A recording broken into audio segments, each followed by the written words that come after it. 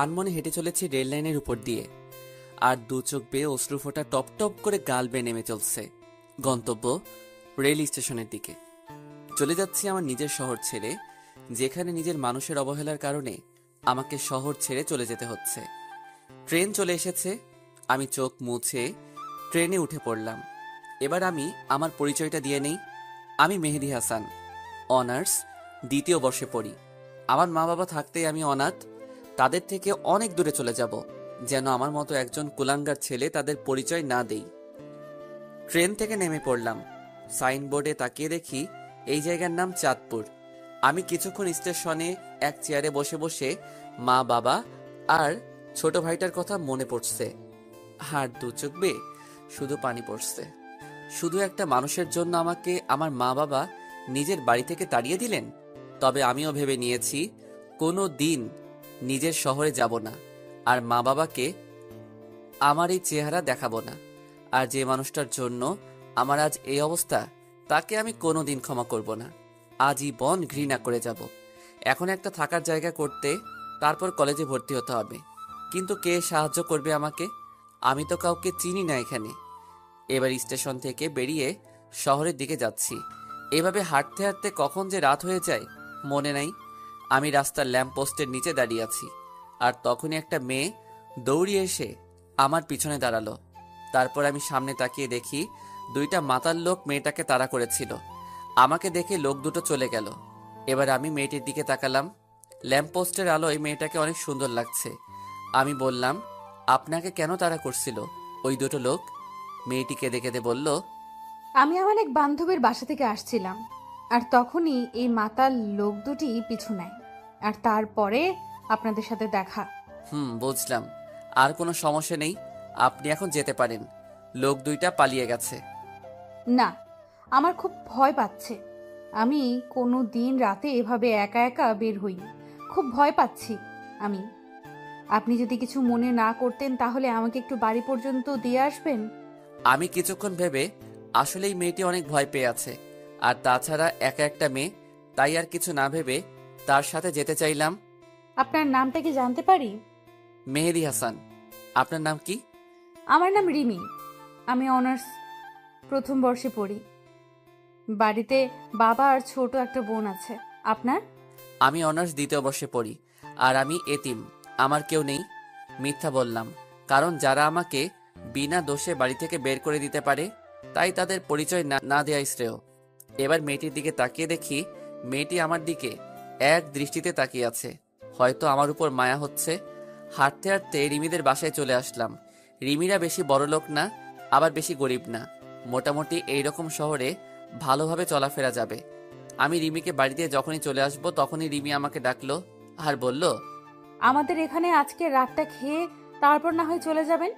অবশ্য আমারও প্রচুর ক্ষুধা পেয়েছে, তাই সেই সকালে ভাতের বদলে বাবার কাছে মার খেয়ে বের হয়েছি। তাই আর মানা করতে পারলাম না।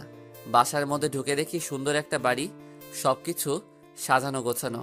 তারপর রিমি তার আম্মুকে সবকিছু বলল, আর আমাকে দেখিয়ে দিল। রিমির আম্মু আমার কাছে এসে কাঁদতে কাঁদতে বলল, আমার মেয়েকে বাঁচিয়ে তুমি অনেক বড় সাহায্য করলে বাবা। তোমার প্রতি আমরা সারা জীবন ঋণী হয়ে থাকব। ছিছি খালাম্মা, কি বলছেন এসব? মা কোনোদিন ছেলের কাছে ঋণী থাকতে পারে?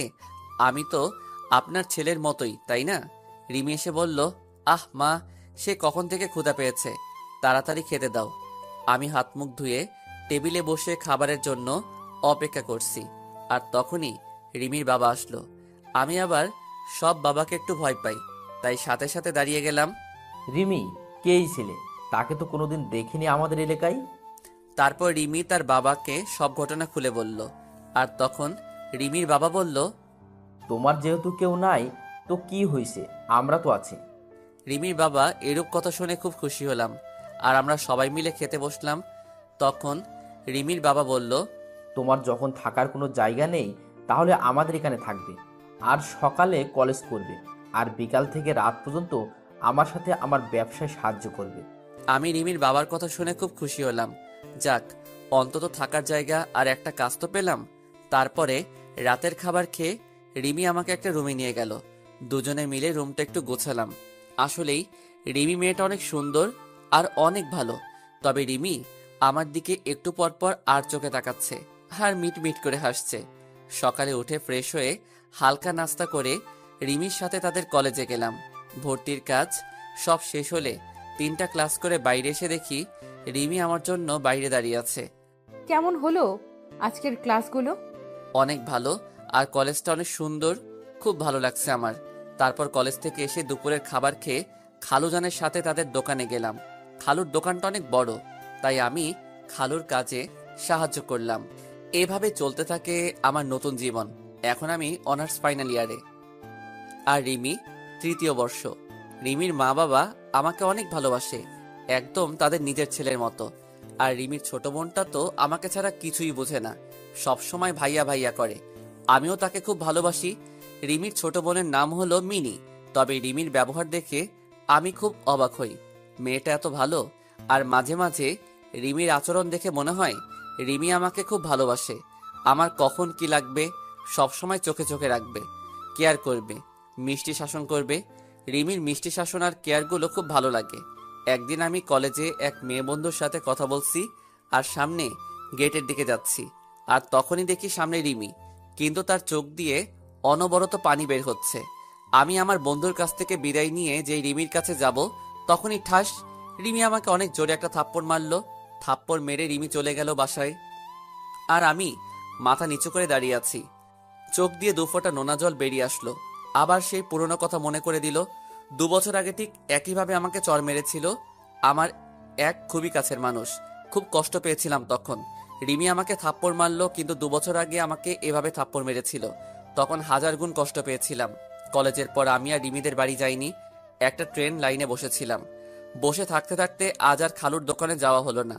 রিমি আমাকে থাপ্পড় মেরেছে, এই জন্য আমি কষ্ট পাইনি। রিমি আমাকে থাপ্পড় মেরে আমার পুরনো কথা মনে করিয়ে দিয়েছে, তাই খুব কষ্ট হচ্ছে। তাই বসে আছি আর সিগারেট খাচ্ছি। হঠাৎ করে ফোনটা বেজে উঠলো। হাতে নিয়ে দেখি রিমি ফোন দিয়েছে। আমি রিসিভ না করে ফোনটা সাইলেন্ট করে রেখে দিলাম। আবার পুরনো কথা ভাবছি। ভাবতে ভাবতে রাত 10টা বেজে গেল। এবার ফোনটা হাতে নিয়ে দেখি খালুজানের 6 বার কল দিয়েছেন। আবার ফোন এসেছে খালুর। আমি রিসিভ করলাম। খালু বলল, মেহেদি, তুমি কোথায়? কত টেনশন হচ্ছে, তুমি তাড়াতাড়ি বাসায় আসো। জি খালু, আসছি। কিছুক্ষণ হাঁটার পর বাড়ি চলে আসলাম। কলিং বেল চাপতেই খালা দরজা খুলে দিল। কোথায় ছিলে তুমি বাবা? সে কখন থেকে বসে আছি। যাও হাত মুখ ধুয়ে আসো। জি খালা, আসছি। তারপর ভিতরে ঢুকতেই মিনি, আমার পিচ্চি বোনটা দৌড়িয়ে এসে আমাকে জড়িয়ে ধরে কান্না করছে আর বলছে, ভাইয়া কোথায় ছিলে তুমি?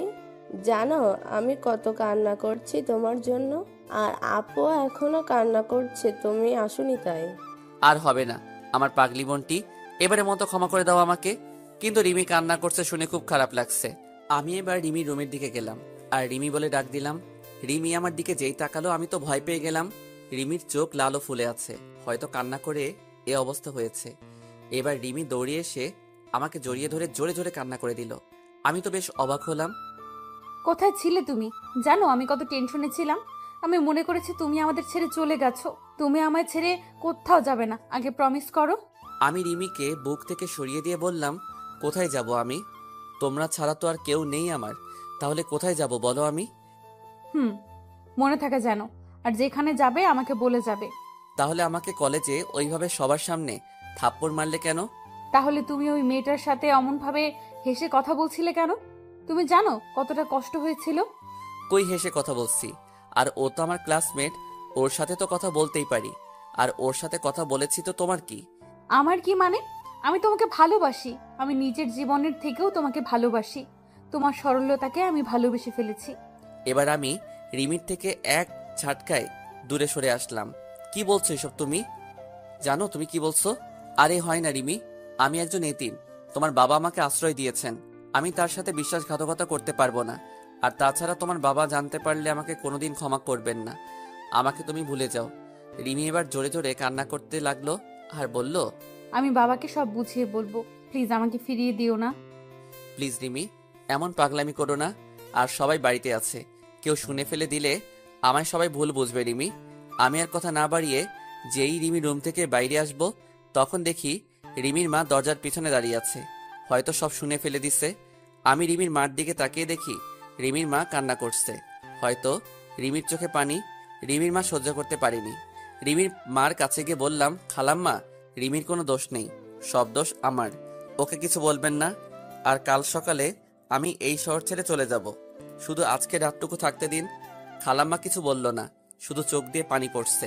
আমি এই বলে নিজের রুমে চলে আসলাম আর রুমের দরজা বন্ধ করে দিলাম আর কান্না করতে লাগলাম। আবার সেই 2 বছর আগে পুরনো কথা মনে পড়ে গেল। সেদিনও ঠিক এইভাবে আমাকে একজন জড়িয়ে ধরেছিল আর এই কথাগুলো বলেছিল। তবে সেই কথাটা মিথ্যা কথা আর অভিনয় হতে পারে, এটাই আমার ন্যায্য পাওনা। পুরনো কথা ভাবতে ভাবতে আবার চোখ দিয়ে অনবরত পানি পড়ছে। এভাবেই সারা রাত কাটিয়ে দিলাম। আর এদিকে রিমির মা রাতে ঘটে যাওয়া সব কাহিনী রিমির আব্বুকে বলল। রিমির আব্বু বলল, ছেলেটা বেশ ভালো, খুব সহজ সরল, যেটা বলি সেটাই শুনে, কোনোদিন কথার প্রতিখেলাপ করেনি। আর ছেলেটা ভালো শিক্ষিত, রিমির সাথে ভালো মানাবে। আর মিনিকে একেবারে ছোট বোনের মতো দেখে। তাই ভাবছি কাল সকালে মেহেদির সাথে কথা বলে রিমির সাথে বিয়ের কথাটা সেরে ফেলবো। পরের দিন খুব সকালে উঠে আমি আমার ব্যাগপত্র গুছিয়ে রিমির বাবার জন্য একটা চিঠি লিখে সেটা বিছানার উপর বাড়ি থেকে বেরিয়ে পড়লাম। আবার রেল স্টেশনের দিকে হাঁটতে থাকলাম। আবার কোনো অন্য শহরে চলে যেতে হবে এটা ভেবেই খুব কান্না পাচ্ছে যে রিমি মেয়েটা খুব ভালোবাসে আমায়। আর পাগলি বোনটিকে খুব মিস করব। খালা খালুকে খুব মনে পড়বে। কিন্তু কিছু করার নেই। আমি ট্রেনের জন্য স্টেশনে বসে আছি। ট্রেন আসতে 1 ঘন্টা দেরি হবে। আর এদিকে রিমির মা ঘুম থেকে উঠে রিমির কাছে গিয়ে কাল রাতের কথা সব বলল রিমির কাছে। রিমি তা শুনে প্রায় পাগলের মতো হয়ে গেল খুশিতে, তার মাকে জড়িয়ে ধরল। এবার রিমি দৌড়িয়ে মেহেদি রুমে গেল। আর যখনই দরজায় নক করতে যাবে তখন দেখে দরজা খোলা রয়েছে। রিমি তখন রুমের ভিতর যেয়ে দেখে মেহেদি নেই আর মেহেদির জামা কাপড় ব্যাগ বইপত্র কিছু নেই। তখনই চোখ গেল বিছানার উপর। রিমি চিঠিটা হাতে নিয়ে পড়তে থাকলো। চিঠি পড়া শেষে রিমি চিৎকার দিয়ে আম্মু বলে ডাক দিয়ে বেহুশ হয়ে পড়ে গেল। সাথে মেহেদির রুমে গিয়ে দেখে রিমি বেহুশ হয়ে পড়ে আছে। রিমির মা সাথে সাথে রিমির খাটের উপর তুলল। রিমির বাবা রিমির হাতে একটা কাগজ দেখলো আর কাগজটা খুলে দেখে একটা চিঠি। রিমির বাবা চিঠি পড়তে লাগলো, শ্রদ্ধেয় খালুজান, প্রথমেই সালাম নিবেন। আশা করি আপনি এতক্ষণে সব জেনে গেছেন। এতে রিমির কোনো দোষ নেই খালুজান। তাই আমি এই শহর থেকে চলে যাচ্ছি। আর কোনোদিন হয়তো দেখা হবে না। তাই এই এতিম ছেলেটাকে ক্ষমা করে দিবেন আর নিজের শরীরের দিকে একটু খেয়াল রাখবেন। এতিম ছেলে। রিমির বাবা চিঠিটা পড়া মাত্র প্রথমে বাস স্ট্যান্ডে গেল খুঁজতে, কিন্তু পেল না। তারপর রেল স্টেশনের দিকে গেল আর তখন দেখলো মেহেদি একটা বেঞ্চের উপরে মাথা নিচু করে বসে আছে। রিমির বাবা মেহেদির কাছে গিয়ে মাথায় হাত বুলালো। আর তখনই মেহেদি উপরে তাকিয়ে দেখে খালুজান। খালু, আপনি এখানে? আমার ছেলেটাকে নিয়ে নিতে এসেছি। কিছুই তো বুঝলাম না। কাল রাতে রিমির মা সব বলেছে আমায়। আর তখন ভাবলাম আমার মেয়ের জন্য এর থেকে ভালো ছেলে কেউ নেই। তাই আমার মেয়ের জামাইকে নিতে এলাম। কিন্তু খালু, আমি একজন এতিম। আর চুপ! আর কোনোদিন নিজেকে এতিম বলবে না। আমরা কেউ না তোমার। তারপর আমি খালুকে জড়িয়ে ধরলাম। তারপর আমি আর খালু বাড়ি চলে আসলাম। এসে দেখি 2 মহারানী আমার উপর রাগ করে আমার সাথে কথা বলছে না। আমি প্রথমে মিনির কাছে গেলাম, তারপর আমার বোনটিকে কোলে তুলে নিলাম। আর যেই 2 গালে 2টা পাপ্পি দিয়েছি আর অমনি হেসে দিল। যাক বাবা, ছোটটার তো রাগ ভাঙাতে পারলাম, এখন বড়টাকে দেখতে হবে। আমি রিমির রুমে গেলাম, যে দেখি রিমির চোখ লাল হয়ে আছে। বুঝতে পারলাম খুব কান্না করছে। আমি চলে যাওয়ার পর আমি এবার রিমির সামনে গিয়ে বললাম, সরি রিমি, আর কোনোদিন তোমায় ছেড়ে যাব না। দেখলাম রিমির কোনো পাত্তাই নেই, তাই রিমির হাত ধরে সোজা আমার বুকে টেনে নিলাম। রিমি ছাড়ানোর চেষ্টা করছে, বাট পারছে না। প্লিজ রিমি, আমায় তুমি ক্ষমা করে দাও। কথা দিচ্ছি আর কোনোদিন তোমায় ছেড়ে যাব না। না, তোমার কোনো ক্ষমা নেই। আর আমি আপনাকে ভালোবাসি না। সত্যি ভালোবাসো না? না। তাহলে আর কি করা, আবার চলে যাই, আর কোনোদিন আসবো না। এই কথা বলে যেই আসতে যাব আর তখনই রিমি আমাকে শক্ত করে জড়িয়ে ধরলো। আমি তোমাকে কোনো দিন যেতে দেব না। তোমাকে শক্ত করে জড়িয়ে ধরে রাখবো। আমিও পাগলিটাকে শক্ত করে জড়িয়ে ধরলাম। হঠাৎ করে রিমির ছোট বোন মিনি চলে আসলো। কি ভাইয়া, বউকে পেয়ে কি নিজের বোনকেই ভুলে গেলে? আরে আমার পিচ্চি বুড়িটা, তোমাকে আমি ভুলে যেতে পারি? তুই আমার কলিজার ছোট পিচ্চি বোন। এই বলে মিনিকে কোলে তুলে নিলাম। আর সেই সময় 2 বোন আমার 2 গালে একটা করে পাপ্পি দিল। তারপরে দুজনকে জড়িয়ে ধরলাম। সবাই মিলে রাতে খাবার খাচ্ছি। তখন রিমির বাবা বলল, আগামী পরশুদিন তোমাদের বিয়ে, তোমাদের কোনো আপত্তি আছে? রিমি দেখলাম লজ্জায় মাথা নিচু করে বসে আছে। আমি বললাম, না খালু, আমার কোনো আপত্তি নেই। তারপর আমরা খাবার খেয়ে যে যার রুমে গিয়ে শুয়ে পড়লাম। কিছুক্ষণ পর আমার রুমের দরজা খোলার আওয়াজ পেলাম। তাকিয়ে দেখি রিমি আমার রুমে আসছে। রিমি, তুমি এখানে এই রাতে কি করছো এখানে? কেউ দেখে ফেললে কি বলবে সবাই? কেউ দেখবে না, আর আমি আমার হবু স্বামীর রুমে আসছি, তাতে কার কি আসে যায়? কিন্তু আমাদের এখনো বিয়ে হয়নি তো। তুমি যাও, এখন কেউ দেখলে খারাপ ভাববে। না, আমি যাব না। যদি তুমি আজকের মতো কাল সকালেও যদি তুমি চলে যাও, তাহলে আমি আজ রাতে তোমার সাথে থাকবো। কি কি বলছো তুমি? তোমার মাথা ঠিক আছে? বিয়ের আগে একটা ছেলে আর একটা মেয়ে একসাথে ঘুমাবে, আর আমি কোথাও যাব না তোমাকে ছেড়ে। তা আমি শুনবো না। আমি আজ এখানেই তোমার সাথে ঘুমাবো, আর কেউ যদি আমাকে রাখতে না চায় তাহলে আমি সারা রাত বসে বসে কান্না করব। আচ্ছা ঠিক আছে, তুমি বিছানায় ঘুমাও, আমি নিচে শুয়ে পড়ছি। না, তুমি আমার সাথে বিছানায় ঘুমাবে। এই চিল্লাচ্ছ কেন? কেউ শুনে ফেলবে। তুমি বিছানায় না আসলে আমি আরো চিল্লাবো। আচ্ছা ঠিক আছে, বিছানায় ঘুমাবো। এবার আমি বিছানায় গিয়ে খাটের এক পাশে শুয়ে পড়লাম, আর রিমি আমার এক পাশে শুয়ে পড়লো।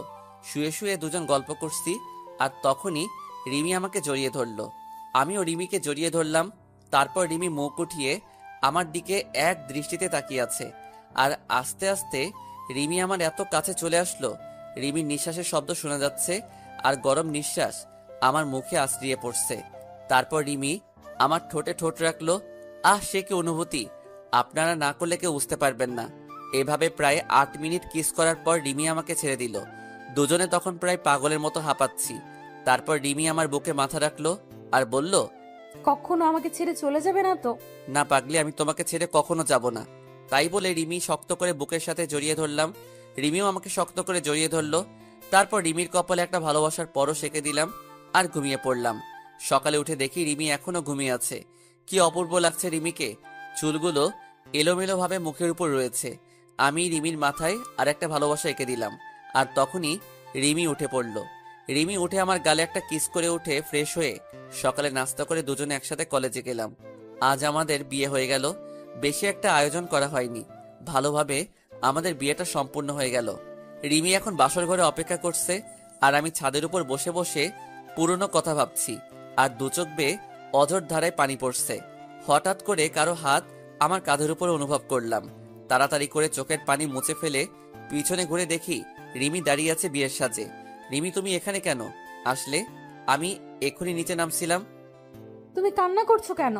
কোনো অন্যায় করেছি আমরা বা আমি? এই পাগলি, তুমি অন্যায় করবে কেন? তোমায় তো আমি খুব ভালোবাসি। তাহলে কান্না করছো কেন? আসলে আমার মা বাবার কথা খুব মনে পড়ছে, তাই একটু কান্না পাচ্ছিল। কান্না করি আর কি হবে, চলো নিচে চলো। চলো। না, আমি যাব না। কেন যাবে না? আমাকে কোলে নিতে হবে। রিমিকে কোলে নিয়ে নিচে চলে আসলাম। তারপর বাসর ঘরে ঢুকে রিমি আমার বুকে মাথা রেখে শুয়ে পড়ল। আমিও রিমিকে জড়িয়ে ধরে শুয়ে পড়লাম। এভাবে চলছিল আমাদের সংসার জীবন। খুব সুখে জীবন যাপন করছিলাম। বিয়ের 7 মাস পর এখন রিমিদের ব্যবসা এখন পুরোপুরি আমি দেখাশোনা করি। একদিন হঠাৎ করে কেউ পিছন থেকে মেহেদি বলে ডাক দিল। আমি পিছনের দিকে তাকিয়ে আমি বিরাট বড় শক খেলাম। মনে হলো আমি নিজেকে হারিয়ে ফেলেছি। পিছনে তাকাতেই মেয়েটা আমাকে শক্ত করে জড়িয়ে ধরে হাউমাউ করে কান্না করতে থাকলো। হ্যাঁ, এই মেয়েটির নাম হলো অনিকা। তুমি কোথায় ছিলে এতদিন? তুমি জানো তোমাকে আমি পাগলের মতো খুঁজেছি, কিন্তু তোমাকে কোথাও পাইনি। তুমি চলে যাবার পর আমি তোমার জন্য প্রতি রাতে কান্না করেছি। আমার একটা ফুলের জন্য তুমি আমাকে এত বড় শাস্তি দেবে? আমি তো তোমার সাথে একটু মজা করেছিলাম, আর তুমি সেই মজা সিরিয়াসলি নিয়ে তুমি কেন আমায় ছেড়ে চলে আসলে? আমি অনিকাকে সরিয়ে দিয়ে বললাম, দেখেন, আমার জীবনে অতীতে যা ঘটে গিয়েছে আমি সব ভুলে গেছি, আর তাছাড়া আমার এখন একটা ভবিষ্যৎ আছে। আমি এখন বিবাহিত। অনিকা আমার কাছ থেকে এই কথা মনে হয় আশা করেনি, তাই অনিকা আমার দিকে অবাক চোখে তাকিয়ে আছে, আর দু চোখ বেয়ে পানি পড়ছে। আমি চাই না যে তুমি আমাদের বিবাহিত জীবনে দেয়াল হয়ে দাঁড়াও। তোমার ওই দিনের ঘটনার পরে তোমাকে সবচেয়ে বেশি ঘৃণা হয়।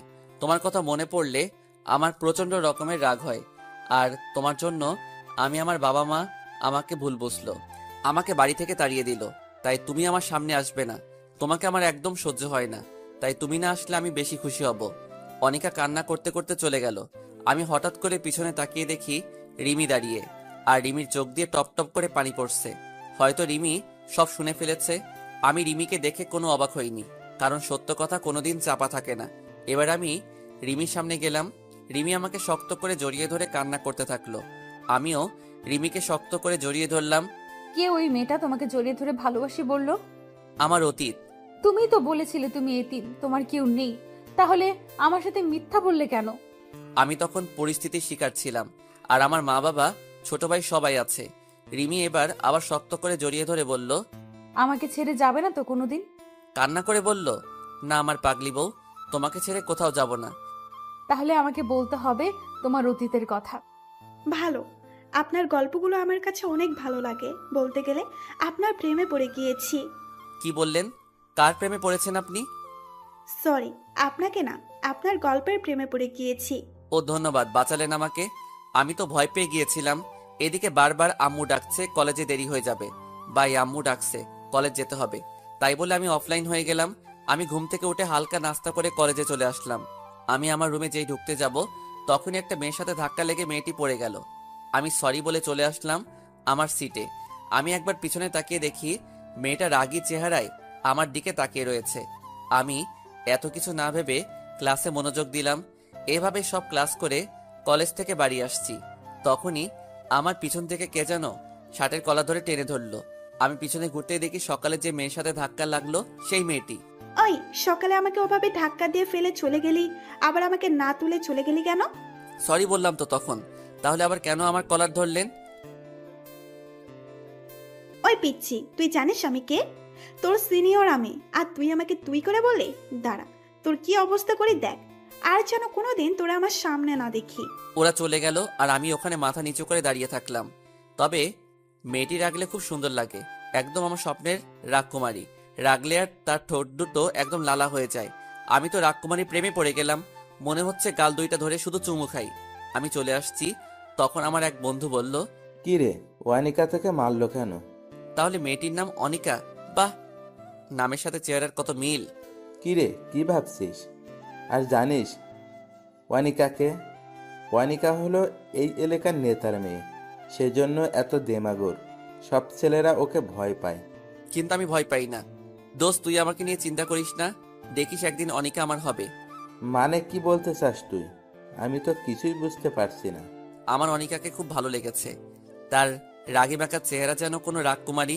অনিকা রাগলে তার গাল দইটা লাল হয়ে যায়। আনিকার বাবা জানলে কিন্তু তোকে ছাড়বে না। সে পরে দেখা যাবে। চল আগে দুইটা সিগারেট খেয়ে বাসায় চল। তারপর সিগারেট শেষ করে আমি বাসায় চলে আসলাম। এসে ফ্রেশ হয়ে একটু ফেসবুকে ঢুকলাম। দেখলাম সকালে সেই বৃষ্টি আইডি থেকে মেসেজ এসেছে। দেখলাম সে অনলাইনে আছে। আপনি কোন কলেজে পড়েন? KMH সরকারি কলেজ। আপনি কোন কলেজে পড়েন? আমিও তো ওই কলেজে পড়ি। কোন ইয়ারে পড়েন আপনি? অনার্স থার্ড ইয়ারে। আপনি কোন ইয়ার? আমি সেকেন্ড ইয়ার। তাহলে কাল 10টায় বড় আম গাছের নিচে আসবেন। আমি আপনাকে দেখব, যে এত সুন্দর গল্প লিখে, তাকে একটু দেখব। ঠিক আসবো, এখন বাই। পরের দিন আমি একটু দেরি করে কলেজে গেলাম, যে দেখি অনিকা সেই আম গাছের নিচে একা দাঁড়িয়ে আছে, আর মনে হয় কারোর জন্য অপেক্ষা করছে। তারপর আমাকে সেই মেয়েটি মেসেজ দিল, লেখক সাহেব কোথায় আপনি? আপনি কোথায় আছেন? আর আমি কলেজে চলে আসছি। আমি আম গাছের নিচে দাঁড়িয়ে আছি। আমি আবার গাছের নিচে তাকালাম, দেখি অনিকা ছাড়া আর কেউ নেই। এবার আমি মনে মনে একটু খুশি হলাম। তাও শিওর হওয়ার জন্য আমি আবার ওকে মেসেজ দিলাম, আপনি কি হলুদ ড্রেস পরে আছেন? তাহলে আপনি চলে আসেন, আমি আপনাকে দেখব। এবার আমি মনে মনে প্যান্ট ড্যান্স দিচ্ছি। আমি লুঙ্গি পরিনি, তাই প্যান্ট পরে একটু ড্যান্স দিলাম। তখন আমি ভাবলাম, ওকে এভাবে দেখা দেওয়া যাবে না, আমাকে সবার সামনে চড় মারা, তাই না? এবার দেখো আমি কি করি ম্যাডাম। আমি আপনার সাথে দেখা করতে পারবো না। কেন পারবেন না? আমি কি কোনো অপরাধ করেছি? আপনার অনেক দোষ আছে। কি অপরাধ বলেন? যদি সত্যি আমি কোনো অপরাধ করে থাকি, তাহলে সেইগুলো আমি সব শুধরিয়ে নিব। তুমি তোমার বাবার পাওয়ার কলেজে দেখাতে পারবে না, আর সবার সাথে ভালো ব্যবহার করতে হবে। আর গতকাল যাকে কলেজ শেষে চড় মারছো তাকে সরি বলতে হবে, আর তার ফ্রেন্ডশিপ করতে হবে। যদি এসব কথা মানতে পারো তাহলে আমার সাথে তুমি দেখা করতে পারবে। আমি রাজি, আমি সব করতে পারবো। তারপর আমি ক্লাসরুমে যাচ্ছি, তখন অনিকা আমার সামনে আসলো। কাল তোকে চড় মারার জন্য সরি। আর আমরা কি ফ্রেন্ড হতে পারি? এবার আমি না করে দিলাম, অনিকাকে একটু ভোগাতে হবে। আমিও কম কিসের, আমাকে চড় মারা, তাই না? এবার দেখবে কত ধানে কত চাল। কেন করব না আমার সাথে বন্ধু? আরে আমি বললাম তো, কালকের জন্য সরি। আমি আপনার সাথে বন্ধুত্ব করব না। আপনি একটু ভালো না, সবসময় ছেলেদের সাথে খারাপ ব্যবহার করেন। যদি আবার আমার সাথে করেন। আমি বললাম তো সরি। আর কালকে আমার মাথা ঠিক ছিল না, একটু রাগ করে বাসা থেকে বের হয়েছিলাম, তাই তোকে ওই চটটা মারছিলাম। ও তাহলে অন্যের উপর রাগ আমার উপর ঝাড়লেন? আমি আসলেই সরি। আর কোনোদিন তোকে কেন আর কোনো ছেলেকে মারবো না। এবার তো আমার সাথে বন্ধুত্ব কর। ওকে বন্ধু করতে পারি, কিন্তু আমার একটা শর্ত আছে। কি সত্য বল। আমি যা বলবো তাই শুনতে হবে। আর এইসব ছেলেদের কাপড় পরা যাবে না। আর সবার সাথে ভালো আচরণ করতে হবে। ওই পিচ্ছি, তুই আমার হুকুম করার কে? আর আমি তোর কথা মানতে পারবো না। ওকে, তাহলে আমিও তোমার সাথে বন্ধুত্ব করতে পারবো না। আচ্ছা, তোর সত্ত্বে আমি রাজি। আচ্ছা, আমি এখন ক্লাসরুমে যাই। আর হ্যাঁ, আর একটা কথা, কলেজ শেষে আমার জন্য দাঁড়িয়ে থাকবা। একটা কাজ আছে। তাই বলে আমি ক্লাসরুমে চলে আসলাম। আসলে অনেকে জানে না যে ফেসবুকের মেহেদী হাসান আর আমি একই মানুষ। আসলে কোনোদিন পিক দেইনি তো, তাই চিনতে পারিনি। এসে দেখি স্যার এখনো ক্লাসে আসেনি। তাই একটু ফেসবুকে ঢুকলাম। ফেসবুকে ঢুকে দেখি অনিকা মেসেজ দিয়েছে আর অ্যাক্টিভও আছে। তুমি যা বলছো আমি তাই করেছি। আমি ওই ছেলেটার সাথে বন্ধুত্ব করেছি। এবার তো তুমি আমার সাথে দেখা করো। আমি বলেছি তো, আমার যখন সময় হবে তখন আমি নিজেই তোমার সাথে দেখা করব। তোমাকে যে কাজটুকু করতে দেওয়া হয়েছে সেইটুকু আগে করো। তাই বলে আমি অফলাইন হয়ে গেলাম আর ক্লাসে মনোযোগ দিলাম। ক্লাস শেষে আমি বাইরে এসে দেখি অনিকা একা একা সেই বড় আম গাছটার নিচে দাঁড়িয়ে আছে। আমি অনিকার কাছে গিয়ে বললাম, চলো আজ দুজন মিলে ঘুরতে যাব আর ভালো একটা রেস্টুরেন্টে দুপুরে খাবার খাবো। অনিকা আমার কথা শুনে সোজা আমার কলার ধরে বলল, কি বললি তুই? আমি তোর সাথে ঘুরতে যাব? তুই ভাবলি কি করে? ঘুরতে না গেলে বন্ধুত্ব আমি করব না তোমার সাথে। তারপর অনিকা কিছুক্ষণ ভেবে বলল, ওকে আমি রাজি। তারপর আমি আর অনিকা একটা রিকশায় উঠে চলে আসলাম একটা নদীর তীরে। রিকশায় আসার সময় অনিকা আমার সাথে একটা কথাও বলেনি। তারপর আমরা একটা নদীর তীরে চলে আসলাম। অনিকা নদীর তীরে দাঁড়িয়ে আছে আর অনিকার চুলগুলো বাতাসে এলোমেলো ভাবে উড়ে বেড়াচ্ছে। আর অনিকা সেই চুলগুলো কানের কাছে নিয়ে এসে বারবার চুল ঠিক করতে ব্যস্ত হয়ে পড়ছে। আহ, অনিকাকে কি সুন্দর লাগছে। মনে হচ্ছে আমি পিছন থেকে আলতো করে জড়িয়ে ধরে হাজারবার আমি তোমাকে ভালোবাসি বলতে ইচ্ছা করছে, কিন্তু ইচ্ছা থাকলে উপায় নেই। অনিকা বলল, ওই তোর নাম কি? আমার নাম মেহেদী হাসান। তারপর অনিকা আমার দিকে কেমন দৃষ্টিতে তাকিয়ে রইল। তারপর আরেকটু ঘোরাঘুরি করে চলে আসলাম একটা রেস্টুরেন্টে গিয়ে। তারপর কিছু খাবার খেয়ে যে যার বাড়ি চলে আসলাম। বাড়ি এসে ফ্রেশ হয়ে বিকালে বন্ধুদের সাথে একটু আড্ডা দিচ্ছি আর সিগারেট টানছি। আসলে আমি একটু একটু সিগারেট টানি। আর রাতের খাবার খেয়ে শুয়ে শুয়ে ফেসবুকে লগ ইন করে অনিকার সাথে কিছু কথা বলে ঘুমিয়ে পড়লাম। পরের দিন সকালে ঘুম থেকে উঠে ফ্রেশ হয়ে কলেজে চলে আসলাম। কলেজে এসে দেখি অনিকা এখনো আসেনি, তাই একটু বন্ধুদের সাথে আড্ডা দিচ্ছি। তখনই অনিকা আসলো। অনিকাকে আজকাল ড্রেস পরে অনেক সুন্দর লাগছে, মনে হচ্ছে আমার স্বপ্নের রাজকুমারী। তারপরে অনিকা তার বান্ধবীদের কাছে গেল আর মোবাইলের দিকে তাকিয়ে আছে। মনে হয় ফেবুতে অ্যাক্টিভ আছে, তাই আমিও ফেবুতে লগ ইন করলাম আর মেসেজ দিলাম, আজ তোমাকে অনেক সুন্দর লাগছে। এমনভাবে কলেজে আসলে তো আমি তোমার প্রেমে পড়ে যাব। আর তুমি চোখে কাজল দাওনি কেন? এর পরের বার যেন দুই চোখে কাজল পড়তে ভুল না হয়। এবার দেখি অনিকা আশেপাশে হয়রানি হয়ে আমাকে খুঁজছে, কিন্তু পাচ্ছে না। তখন আবার অনিকা মেসেজ দিল, কোথায় তুমি? প্লিজ একবার আমার সামনে আসো, তোমাকে দেখতে খুব ইচ্ছে করছে। আমাকে খুঁজে লাভ নেই, আর আমি সময় হলে তোমাকে দেখা দেব। এই বলে আমি অফলাইন হয়ে গেলাম আর আমি অনিকার সামনে গেলাম। আমি যাওয়াতে অনিকা কিছুটা বিরক্ত হলো মনে হলো। তারপর কিছু কথা বলে আমি চলে আসলাম আমার ক্লাসরুমে। ক্লাস 3টে শেষ হওয়ার পর স্যার একটু আসতে লেট হচ্ছে বলে আমরা সবাই বসে আড্ডা দিচ্ছি। তখন দেখি অনিকা আর তার বেশ কয়েকটা বান্ধবী আসলো আমাদের রুমে আর সবার উদ্দেশ্য বলল, এখানে মেহেদী হাসান বলে কেউ আছে? সবাই বলল, না চিনি না। আসলে আমার কলেজে অন্য নাম দেয়া আছে, তাই সবাই সেই নামেই চেনে। আর মেহেদী হাসান এই নামটি আমার কয়েকটা বন্ধু ছাড়া কেউ জানে না। তারপর অনিকা মোবাইলটা বের করে আমার আইডিটা বের করে বলল, এই আইডিটা কে চিনো? এই আইডিটা মেহেদী হাসানের। আর মেহেদী হাসান আমাদের কলেজে পড়ে, কেউ জানতে পারলে আমাকে জানাবে। আর তখনই আমাদের ক্লাসে সেরা সুন্দরী বলল, এই মেহেদী হাসান আমাদের কলেজে পড়ে? আমি তো ভাবতেই পারছি না। আমি মেহেদী হাসানের বিরাট বড় একটা ফ্যান। মেহেদীর সব গল্প আমি পড়ি। মেহেদীকে যদি কখনো কেউ খুঁজে পান তাহলে আমাকে একটু জানাবেন প্লিজ। আপু প্লিজ। আমি তো অবাক। আজ আমি যদি আমার প্রোফাইলে যদি আমার নিজের পিক দিতাম, তাহলে অন্তত আজ সিঙ্গেল থাকতে হতো না। এখন নিজের কপালে নিজেই চড় মারতে ইচ্ছে করছে। তারপর কলেজ শেষে আমি বাড়ি এসে ফ্রেশ হয়ে দুপুরের খাবার খেয়ে একটা ঘুম দিয়ে বিকালে বন্ধুদের সাথে আড্ডা দিতে গেলাম।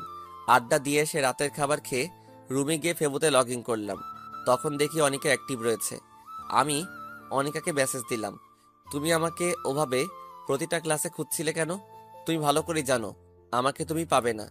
তোমাকে দেখতে খুব ইচ্ছে করছিল, তাই নিজেকে আর সামলাতে পারিনি। আর যেন কোনোদিন তোমাকে এভাবে আমাকে খুঁজতে না দেখি। আমার সময় হলে আমি নিজেই তোমার সাথে দেখা করে নেব।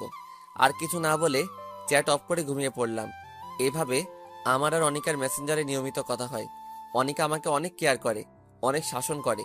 অনিকা মনে হয় আমাকে ভালোবাসে। অনিকার কথাতে অনেক বুঝতে পারি যে অনিকা আমাকে ভালোবাসে। আর এদিকে অনিকার সাথে আমার ভালোই বন্ধুত্ব তৈরি হয়েছে। আমাকে দেখে আর বিরক্ত হয় না। আজ কলেজ শেষে বিকালে বন্ধুদের সাথে আড্ডা দিতে গেছি। আর আমার এক বন্ধুর সাথে কোনো একটা বিষয় নিয়ে অনেক কথা কাটাকাটি হয়। তাই আমি রাগ করে বাড়ি চলে আসলাম। এসে কিছুই ভালো লাগছে না, তাই ঘুমিয়ে পড়লাম। আজ আর অনিকার সাথে কথা হলো না। এভাবে 2 দিন আমি কলেজে যাইনি, আর ফেবুতে লগ ইন করিনি। আজ 2 দিন পর আমি কলেজে যাচ্ছি। কলেজের গেট দিয়ে ঢুকতে যাব, তখনই দেখি অনিকা গেটের কাছে দাঁড়িয়ে আছে। আমি অনিকার চোখের দিকে তাকিয়ে রীতিমতো ভয় পেয়ে গেছি। চোখ দুটো লাল আর ফুলে আছে, মনে হয় 2 দিন ধরে শুধু কান্না করছে। অনিকা, তোমার কি হয়েছে? তোমার চোখ ফুলে আছে কেন? তারপর অনিকা সোজা আমার কলার ধরে টানতে টানতে 5তলা একটা বিল্ডিং এ নিয়ে যায়। এখানে সাধারণত কেউ আসে না, আর কোনো ক্লাসও হয় না। কি ব্যাপার, তুমি আমাকে এখানে নিয়ে আসলে কেন? তুই ভেবেছিস কি, হ্যাঁ? তোকে আমি খুঁজে পাবো না? তুই আমার সাথে খেলা করেছিস। তুই আমাকে ইমোশনাল করেছিস, আমাকে ব্ল্যাকমেল করে আমাকে কান্না আর কষ্ট দুটাই করিয়েছিস। কি বলছো তুমি? আমি তো কিছুই বুঝতে পারছি না। আর তুমি কান্না করছো কেন? ওই, আমি কি বলছি? মানে তুই কিছুই বুঝতে পারিস না? তোকে আমি ভালোবাসি, তুই বুঝিস না? তোকে এত কেয়ার করি, এত শাসন করি, কি জন্য করি তুই জানিস না? আর এসব করে কাদের, যারা নিজের জীবনের থেকেও তাদের কাছে প্রিয়, তাদের কেয়ার করে। তুই কেন বুঝিস না? আমি তোকে অনেক ভালোবাসি। আমিও তোকে অনেক ভালোবাসি রে পাগলি। সেই জন্যই তো তোর সাথে বেশি কথা বলতাম। এবার অনিকা দৌড়িয়ে এসে আমাকে শক্ত করে জড়িয়ে ধরলো। আমিও আমার পাগড়িটাকে শক্ত করে জড়িয়ে ধরলাম। তুমি আমার সাথে কেন এমন করলে? তুমি কেন সেদিন আমার সামনে আসোনি বলো? আমি এমন করেছি কারণ সেদিন তুমি আমাকে সবার সামনে চড় মেরেছিলে, আর তোমার অহংকার ভেঙে ফেলার জন্য। I love you Babu. I love you two বাবু। এভাবে কিছুক্ষণ থাকার পরে দেখি অনিকার বাবা, অনিকার বড় ভাই আর আমার সেই বন্ধু চলে আসছে। আমি সাথে সাথে অনিকাকে ছেড়ে দিলাম। আর অনিকার বাবা বড় একটা নেতা। এবার অনিকার ভাই আরো কিছু লোকজন আমাকে মাটিতে লাথি মারতে লাগলো। আর অনিকার বাবা অনিকাকে টানতে টানতে নিয়ে গেল। আর এদিকে মার খাওয়ার জন্য আমার নাক মুখ দিয়ে অনেক রক্ত পড়তে লাগলো। তবু তারা একভাবে মেরেই যাচ্ছে। কখন যে বেহুশ হয়ে গিয়েছি মার খেতে খেতে। আমি বেহুশ হয়ে যাওয়ার পরেও মনে হয় আমাকে অনেক মেরেছে। তারপর আমার যখন জ্ঞান ফিরল, তখন আমি নিজেকে প্রিন্সিপালের অফিসে আবিষ্কার করলাম। আস্তে আস্তে যখন চোখ খুললাম, তখন সামনে দেখি অনিকা, অনিকার আব্বু আর তার বড় ভাই আছে। আর এদিকে দেখি আমার আব্বু আর আমার আম্মু রয়েছে। আম্মু আমাকে চোখ খুলতে দেখে একভাবে কান্না করেই যাচ্ছে। খুব কষ্ট হচ্ছে উঠতে, শরীরে খুব ব্যথা, কোনোভাবেই উঠতে পারছি না। তখন আমার মা আমাকে সাহায্য করতে আসছিল, তখন বাবা মা আটকিয়ে দিল। আব্বু মনে হয় আমার উপর অনেক রাগ করে আছেন। এবার আমি অনিকার দিকে তাকালাম, দেখি অনিকা চুপ করে মাথা নিচু করে দাঁড়িয়ে আছে, আর চোখ দুইটা লাল ও ফুলে আছে। এবার অনিকার বাবা বলা শুরু করলো, দেখুন প্রিন্সিপাল সাহেব, আমি আপনাকে অনেক সম্মান করি, সেহেতু আপনার উপর কোনো কথা বলবো না আমি। এই ছেলে আমার মেয়েকে গত 6 মাস ডিস্টার্ব করছে আর বারবার প্রেমের প্রস্তাব দিয়েছে। আমার মেয়ে যখন তার কথায় রাজি হয়নি, তখন সে আমার মেয়েকে একা ডেকে নিয়ে গিয়ে ধস্তাধস্তি করার চেষ্টা করে। এখন আপনি যা মনে করেন তাই বিচার করুন। চাইলে আমার মেয়ে আনিকাকে প্রশ্ন করতে পারেন। আমার কথা বলার কোনো শক্তি নেই, খুব পানি তৃষ্ণা পেয়েছে, গলা একদম শুকিয়ে গেছে, কোনো কথা বলতে পারলাম না। এবার আমাদের প্রিন্সিপাল অনিকাকে প্রশ্ন করলো, অনিকা মামুনি, তোমার বাবা যা বললো সব কি সত্যি কথা? মাথা নিচু করে চুপ করে আছে। তুমি ভয় পাচ্ছ মামুনি? এখানে ভয় পাওয়ার কি আছে? তুমি নির্ভয়ে বলো মামুনি, কেউ তোমাকে কিছু বলবে না। আমি নিশ্চিত ছিলাম যে অনিকা আমাকে ভালোবাসে, সে মিথ্যা বলবে না। কিন্তু অনিকা আমার ভালোবাসাকে অপমান করলো, আমার বিশ্বাসকে মাটি চাপা দিল, আমাকে মিথ্যা অপবাদে ফাঁসিয়ে দিল, যা আমি কোনোদিন অনিকার কাছ থেকে আশা করিনি। হ্যাঁ স্যার, ওই ছোট লোকের বাচ্চা আমাকে প্রতিদিন ডিস্টার্ব করতো। আমি প্রতিদিন মানা করার পরেও আমাকে প্রতিদিন ডিস্টার্ব করতো। আজ আমি ওকে চর মারতে গিয়েছি, তখন আমাকে টানতে টানতে 5 তলায় নিয়ে গিয়ে আমাকে। হু হু হু করে কেঁদে দিল, চিৎকার করে বলল। আমি অনিকার কথা শুনে আমার মাথায় আকাশ ভেঙে পড়ল। আমি এক দৃষ্টিতে অনিকার দিকে তাকিয়ে আছি। অনিকা আমাকে এভাবে মিথ্যা অপবাদ দেবে আমি কখনো স্বপ্নেও ভাবতে পারিনি। অনিকার কথা শুনে আমার ভীষণ কষ্ট হচ্ছে। আমার বুকের মধ্যে অজানা একটা ব্যথা উঠল। মেহেদি, তোমার থেকে আমি এরকম আশা করিনি। তোমাকে এখন এই কলেজ ছেড়ে চলে যেতে হবে, তাও আবার বিনা নোটিশে। আমি স্যারের কথা খুব বেশি একটা কষ্ট পাইনি, যতটুকু কষ্ট অনিকার আচরণে পেয়েছি। আমার বাবা মা কোনো কথা বলেনি, মাথা নিচু করে দাঁড়িয়ে আছে, আর আমার মা কান্না করেই যাচ্ছে। বাবা মা আমাকে রেখে তারা বাড়ি চলে আসলো, আর অনিকাকে তার বাবা আর ভাই নিয়ে গেল। অনিকা আমার দিকে অবাক দৃষ্টিতে তাকিয়ে আছে, কিন্তু তার এইভাবে তাকানো দেখে অনিকার প্রতি আমার প্রচন্ড ঘৃণা হতে লাগলো। হ্যাঁ, এই মেয়েকে আমি সবচেয়ে বেশি ঘৃণা করি। সে আমাকে এভাবে ঠকাতে পারলো, কিভাবে পারলো এই কাজটা অনিকা? আমি আবার কান্না শুরু করে দিলাম। তখন আমার বেস্ট ফ্রেন্ড এসে আমাকে ধরে উঠালো, কিন্তু আমার উঠার শক্তিটুকু নেই, প্রচন্ড কষ্ট হচ্ছে উঠতে। তারপর রাজু আর আমার আর একটা বন্ধু আমার বাড়ি নিয়ে এলো। বাড়ি আসতেই বাবার হুঙ্কার শুনতে পেলাম। এই জানোয়ারটাকে কেন নিয়ে এসেছিস? এই হারামের বাচ্চাটার কোনো জায়গা নেই আমার বাড়িতে। আজ তোর জন্য আমার মান সম্মান শেষ করে দিয়েছিস। তোর জন্য এই প্রথম আমার মাথা নিচু হয়েছে। তোকে আমার ছেলে হিসেবে পরিচয় দিতে ঘৃণা হচ্ছে। তোর এই বাড়ির কোনো জায়গা নেই, তুই বেরিয়ে যা আমার বাড়ি থেকে। আজ থেকে আমার কোনো ছেলে নেই, তুই বেরিয়ে যা আমার বাড়ি থেকে।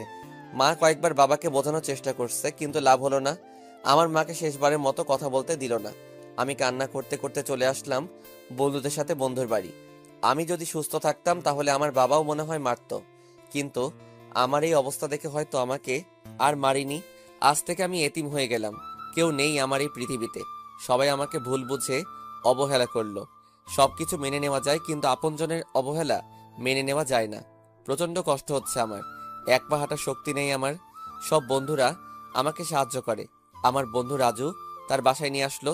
রাজু সব জানতো আমার আর অনিকার ব্যাপারে। আমি কিছুদিন রাজুদের বাসায় থেকে সুস্থ হয়ে নিলাম। আমার প্রতি রাতে প্রচন্ড কান্না পেত, সেই কান্না দেখার মতো কেউ নেই। অনিকার প্রতি আমার প্রচন্ড ঘৃণা জন্মেছে, আর আমার বাবার প্রতি খুব অভিমান সৃষ্টি হলো। আজ 15 দিন পর একটু সুস্থ হলাম, তাই আমি আমার বন্ধু রাজুর সাথে কলেজে গেলাম টিসি নিয়ে আসতে। আমি আস্তে আস্তে গেট দিয়ে ঢুকলাম। সবাই কেমন করে যেন আমার দিকে তাকিয়ে আছে।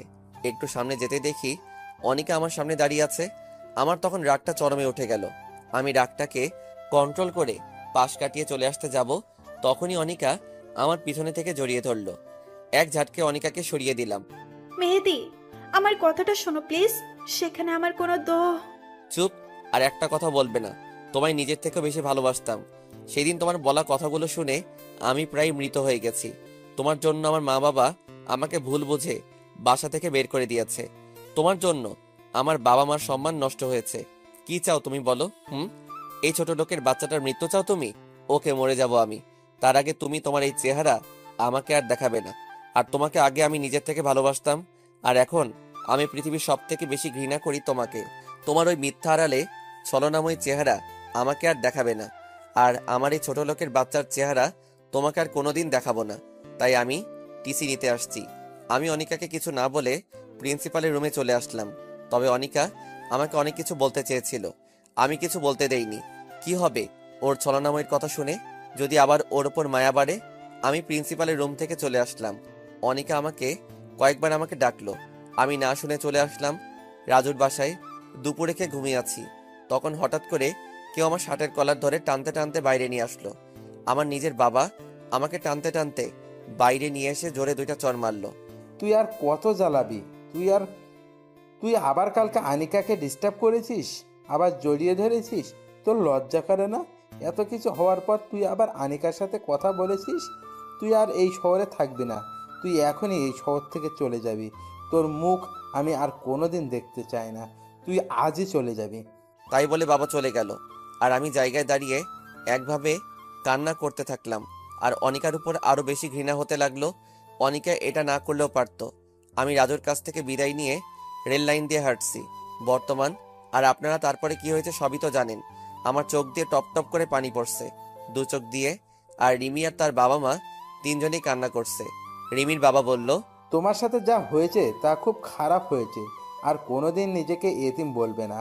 এখন থেকে আমরা তোমার মা বাবা। তাই বলে তারা চলে গেল। আর রিমির সাথে সাথে আমাকে জড়িয়ে ধরে অজর ধারে কান্না করতে লাগলো। এই পাগলি, কান্না করছো কেন? তোমার জীবনের এত কিছু ঘটে গেল আর তুমি আমাকে একদিনও বললে না। আমি কি তোমার এতই পর? এবার আমি রিমিকে বাহুডোরে শক্ত করে জড়িয়ে বললাম, তুমি শুনে কষ্ট হবে বলে আমি বলিনি। এখন চলো, ঘুমাতে হবে। ছাড়ো আমাকে, চলো রুমে যাই। না, ছাড়বো না। আমি তোমাকে সারা দিন জড়িয়ে ধরে রাখবো। কাল থেকে ব্যবসা দেখা বন্ধ। তোমাকে আমি সারা সময় জড়িয়ে ধরে রাখবো। আমি পাগলিটার কথা শুনে হাসছি। কত ভালোবাসে পাগলিটা আমাকে। তারপর রিমিকে কোলে তুলে নিয়ে রুমে আসলাম আর শুয়ে পড়লাম। তবে রিমি আমার বুকে মাথা দিয়ে শুয়ে পড়লো। যদি কোনোদিন আনিকা এসে আমার কাছ থেকে তোমাকে নিয়ে যেতে আসে, তুমি তাহলে চলে যাবে? তুই ভাবলে কিভাবে? যার জন্য আমার জীবনের সবকিছু হারিয়েছি তাকে ঘৃণা ছাড়া ভালোবাসা যায় না। আর অনিকার জন্য আমি আমার পাগলিটাকে খুঁজে পেয়েছি। তারপর রিমি আমার বুকে ঘুমিয়ে পড়লো। আর আমি রিমির মাথায় হাত বুলিয়ে দিচ্ছি। তখন মনে পড়লো অনিকা এখানে কি করতে এসেছিল। আর আমার নতুন জায়গা সব জেনে গেল। একমাত্র সেই জানে তার মনে কি আছে। আবার যদি আমার রিমিকে আমার কাছ থেকে ছিনিয়ে নেয়। তখন রাজুর কথা খুব মনে পড়লো। আজ 1 বছর পর রাজুর ফোনে কল দিচ্ছি। রাজু ফোন রিসিভ করলো। আর আমি অঝোর ধারায় কান্না করে দিলাম। আসসালামু আলাইকুম। হ্যালো, কে বলছেন? চুপ করে আছি। কি হলো, কথা বলছেন না কেন? দোস্ত, আমি মেহেদি বলছি। কেমন আছিস তুই? মেহেদি, তুই কোথায় ছিলি দোস্ত এতদিন? তোকে আমরা কত খুঁজেছি। তুই কোথায় এখন? ঠিক আছিস তো? হ্যাঁ দোস্ত, ভালো আছি। আর আমি চাঁদপুর শহরে আছি। আর অনেক ভালো আছি। আর আমাকে খুঁজেছি মানে কি বলেছিস তুই? তুই চলে যাওয়ার পর তোর মা বাবা সবাই সবাই অনিকা সবাই অনেক খুঁজেছে তোকে, কিন্তু কোথাও পায়নি। তুই চলে যাওয়ার পর তোর মা বাবা তোকে না পেয়ে খুব কান্না করতো আর সব সময় মেহেদি মেহেদি বলতো। তুই কখন আসবি শুধু তাই চিন্তা করতো। আর কবে আসবি এখানে? আমি তোর মা বাবার সাথে বলি। না দোস্ত, তুই কিছু বলবি না। আমি কোথায় আছি আর তোর উপর সেই বিশ্বাস আছে। তুই কারোর সাথে বলবি না। আর আমি মনে হয় আর কোনোদিন ওখানে ফিরে যাব না। কেন আসবি না তোর শহরে? আর তোর মা বাবা তো তাদের ভুল স্বীকার করেছে। আর আনিকা তোকে অনেক তুই চুপ কর। ওই অনিকার নাম আমার সামনে বলবি না। তুই ভালোভাবে জানিস আমি অনিকাকে কতটুকু ঘৃণা করি। আর কোনোদিন অনিকাকে মাফ করতে পারবো না। আর মা বাবা তারা তো জানতো তাদের ছেলে এরকম না। তারপরও ও আমাকে ভুল বুঝে বাড়ি ছাড়া করলো, তারপর শহর ছাড়া করলো। আমি আর কোনোদিন ফিরে যাব না ওখানে। আর আমি এখানে বিয়ে করেছি। আর আমার বউ আমাকে নিজের থেকেও বেশি ভালোবাসে। আর আমিও অনেক ভালোবাসি। আর আমি রিমিকে ছেড়ে কোথাও যাব না। যখন সবাই আমাকে ভুল বুঝে রাস্তার কুকুরের মতো দূর দূর করে তাড়িয়ে দিয়েছে, তখন এই মেয়েটি আমার পাশে এসে দাঁড়িয়েছে। আমি কখনো রিমিকে ছেড়ে যাব না। তুই বিয়ে করেছিস, আমাকে একবারও জানালি না? ভাবি তোকে অনেক ভালোবাসে, তাই না? খুব ভালোবাসে পাগলি বউ আমার। ও সব সময় আমার পাশে থাকে আর পাগলের মতো জড়িয়ে ধরে থাকে। আর রিমির দুষ্টামিগুলো আমি খুব ভালোবাসি। আমি রিমিকে ছেড়ে কোথাও যাব না। অনেক ভালোবাসি আমি রিমিকে। তোর অতীত রিমি বা তার মা বাবা কেউ জানে? সবাই জানে। তবে প্রথমে কাউকে জানাইনি, পরে সব জানাইছি। আর তোর কোনো চিন্তা করা লাগবে না। খুব ভালো আছি আমি। আচ্ছা তাহলে এখন রাখি, পরে কথা বলবো। আচ্ছা, ভালো থাকিস, বাই। এই বলে ফোন কেটে দিয়ে আমি যেই পিছনে ঘুরে বিছানায় আসতে যাব, আর তখনই দেখি রিমি দাঁড়িয়ে আছে আমার পিছনে। আর রিমির দু চোখ দিয়ে টপ টপ করে পানি পড়ছে। কি ব্যাপার, তুমি এখানে কেন? ঘুমাওনি তুমি? আর কান্না করছো কেন? তুমি জানো না তোমার কান্না আমার একদম সহ্য হয় না? এবার রিমি দৌড়িয়ে এসে আমাকে শক্ত করে জড়িয়ে ধরলো আর জোরে জোরে কান্না করছে। আমিও শক্ত করে জড়িয়ে ধরলাম আমার পাগলিটাকে। তখন রিমি আমার বুকে মুখ লুকিয়ে বলল, তুমি আমায় ছেড়ে কোনোদিন চলে যাবে না তো? তুমি চলে গেলে আমি সত্যি সত্যি মরে যাব। এই পাগলি, আমি কি কোনোদিন বলেছি তোমায় ছেড়ে চলে যাব? আর তোমায় ছাড়া মনে হয় আমি খুব ভালোভাবে বাঁচতে পারবো? তোমায় ছেড়ে কোনোদিন কোথাও যাব না। তুমি আমাকে এভাবে সারা জীবন ভালোবাসবে তো? আমার পাগলি বউটা, তোমায় আমি এমনভাবে সারা জীবন ভালোবেসে যাব। এমনকি 50 বছর পর এমনভাবে আমার বউটাকে ভালোবাসবো। বুঝলেন ম্যাম? বুঝলাম। আবার জড়িয়ে ধরো। চলো ঘুমাতে যাব। আবার কাল সকালে আমার অফিস আছে। না, যাব না। আমি হেঁটে যেতে পারবো না। এবার রিমিকে কোলে তুলে নিলাম। আর রিমি আমার গলা শক্ত করে জড়িয়ে ধরলো আর আমার গালে একটা চুমু দিল। তারপর রিমি আমার দিকে এক দৃষ্টিতে তাকিয়ে আছে, আর আমিও রিমির দিকে একইভাবে তাকিয়ে আছি। তারপর বিছানায় চলে আসলাম। তখনও রিমি আমার গলা ছাড়েনি। এবার আমি শুয়ে পড়লাম, আর তখন রিমি আমার বুকের উপর শুয়ে পড়লো আর শক্ত করে জড়িয়ে ধরলো। এই শোনো, তোমার কাছে একটা জিনিস চাইবো, তুমি দিবে আমায়? বলো। আমার সব জিনিস তো তোমারই, এতে আবার চাওয়ার কি আছে? আমার না একটা তোমার মতো রাজকুমার চাই, দিবে আমায়? বলে লজ্জায় আমার বুকে মুখ লুকালো। দিতে পারি, কিন্তু তোমার মতো একটা সুন্দর রাজকুমারী দিতে হবে। না, আমি তোমার মতো রাজকুমার চাই। আচ্ছা ঠিক আছে, কিন্তু রাজকুমার আনতে হলে তো অনেক পরিশ্রম করতে হবে, আর তোমাকেও পরিশ্রম করতে হবে। যা দুষ্টু, আমার বুঝি লজ্জা করে না? আবার আমার বুকে মুখ লুকালো। আমি বুঝি না একটা মেয়ে এত লজ্জা পায়। তারপর লাইট অফ করে দিয়ে এক অজানা সুখে দুই নরনারী ব্যস্ত হয়ে গেল। সকালে ঘুমিয়ে আছি, হঠাৎ করে পানির ছিটকায় ঘুমটা ভেঙে গেল। চোখ খুলে দেখি রিমি এইমাত্র গোসল করে বের হলো। একটা হলুদ শাড়ি পরেছে আর চুলের পানি মুছছে। বাহ, কি সুন্দর লাগছে। আমি একভাবে তাকিয়ে আছি। রিমি আমার কাছে এসে বলল, কি দেখো এভাবে? তোমাকে দেখি। আমার পাগলি বউটা এত সুন্দর, মনে হয় সারাদিন দেখি। অমনি রিমি লজ্জা পেয়ে চলে যেতে লাগলো, আর অমনি রিমির হাত ধরে আমার বুকের উপর ফেললাম। এই কি করছো? ছাড়ো। সারা রাত দুষ্টামি করছো, এখন হবে না। এখন গোসল করে নিচে আসো, আমি নাস্তা দিচ্ছি। তারপর আমি নিচে নাস্তা করে অফিসে চলে আসলাম। অফিসে রিমি সবসময় ফোন দেবে আর বলে কোনো মেয়ের সাথে কথা বলবে না, আর ঠিক মতো খেয়ে নেব। আমি পরে আবার ফোন দিব। এই পাগড়িটাকে নিয়ে আর পারি না।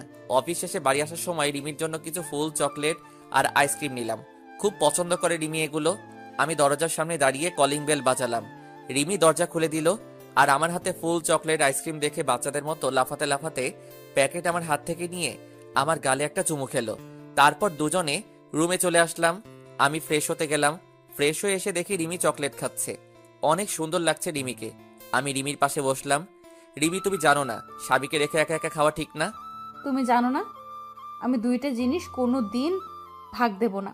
এক হলো চকলেট আর আইসক্রিম, আর দুই হলো আমার প্রাণের স্বামী। আচ্ছা, ভাগ দিও না, এখন আমাকে দাও, আমি খাবো। না, দেব না, সব একলা খাবো আমি। ওকে, তুমি সব খাও, আমি খাবো না। তাই বলে মিথ্যা রাগ দেখিয়ে বেলকনিতে চলে আসলাম, আর বাইরের দিকে তাকিয়ে থাকলাম। আমি জানি রিমি এখনই কান্না করে আমাকে জড়িয়ে ধরবে, আর তখনই রিমি আমার পিছন থেকে জড়িয়ে ধরলো। আমি একটু রাগ দেখিয়ে রিমিকে সরিয়ে দিলাম। রিমি এবার কান্না করে দিল, আর রিমি আমার সামনে থেকে জড়িয়ে ধরলো আর কান্না করছে। এবার আমি রিমিকে বললাম, এই পাগলি, কান্না করছো কেন তুমি? তুমি জানো না, তুমি যদি আমার উপর রাগ করে থাকো তাহলে আমি সহ্য করতে পারি না। আর আমার পাগলিটার চোখের পানি যে সহ্য করতে পারি না। তারপর রিমি পিছন থেকে একটা আইসক্রিম বের করে আমার সামনে ধরলো। আমি খাবো না, আমাকে জোর করে খাইয়ে দিল। তারপর আমি রিমিকে খাইয়ে দিলাম। তারপর বিছানায় শুয়ে পড়লাম, আর রিমি আমার বুকে শুয়ে পড়লো। কিছুদিন পরে আমি অফিসে বসে কাজ করছি। তখন রিমি আমাকে ফোন দিয়ে বলল, তুমি তাড়াতাড়ি বাসায় চলে আসো, যত তাড়াতাড়ি পারো বাসায় আসো। আমার কিছু বলার আগে ফোন কেটে দিল। আমি তো ভয় পেয়ে গেছি, আমার রিমির কিছু হলো না তো আবার। আমি অফিস থেকে বেরিয়ে খুব তাড়াতাড়ি বাসায় চলে আসলাম। এসে কলিং বেল বাজালাম, আর সাথে সাথে দরজা খুলে গেল। রিমি দরজা খুলে দিল। আমি তখন রিমিকে বললাম, কি হয়েছে তোমার? তুমি ঠিক আছো তো? তোমাকে এমন দেখাচ্ছে কেন? কি হয়েছে তোমার? দেখো কারা এসেছে, ড্রয়িং রুমে বসে আছে।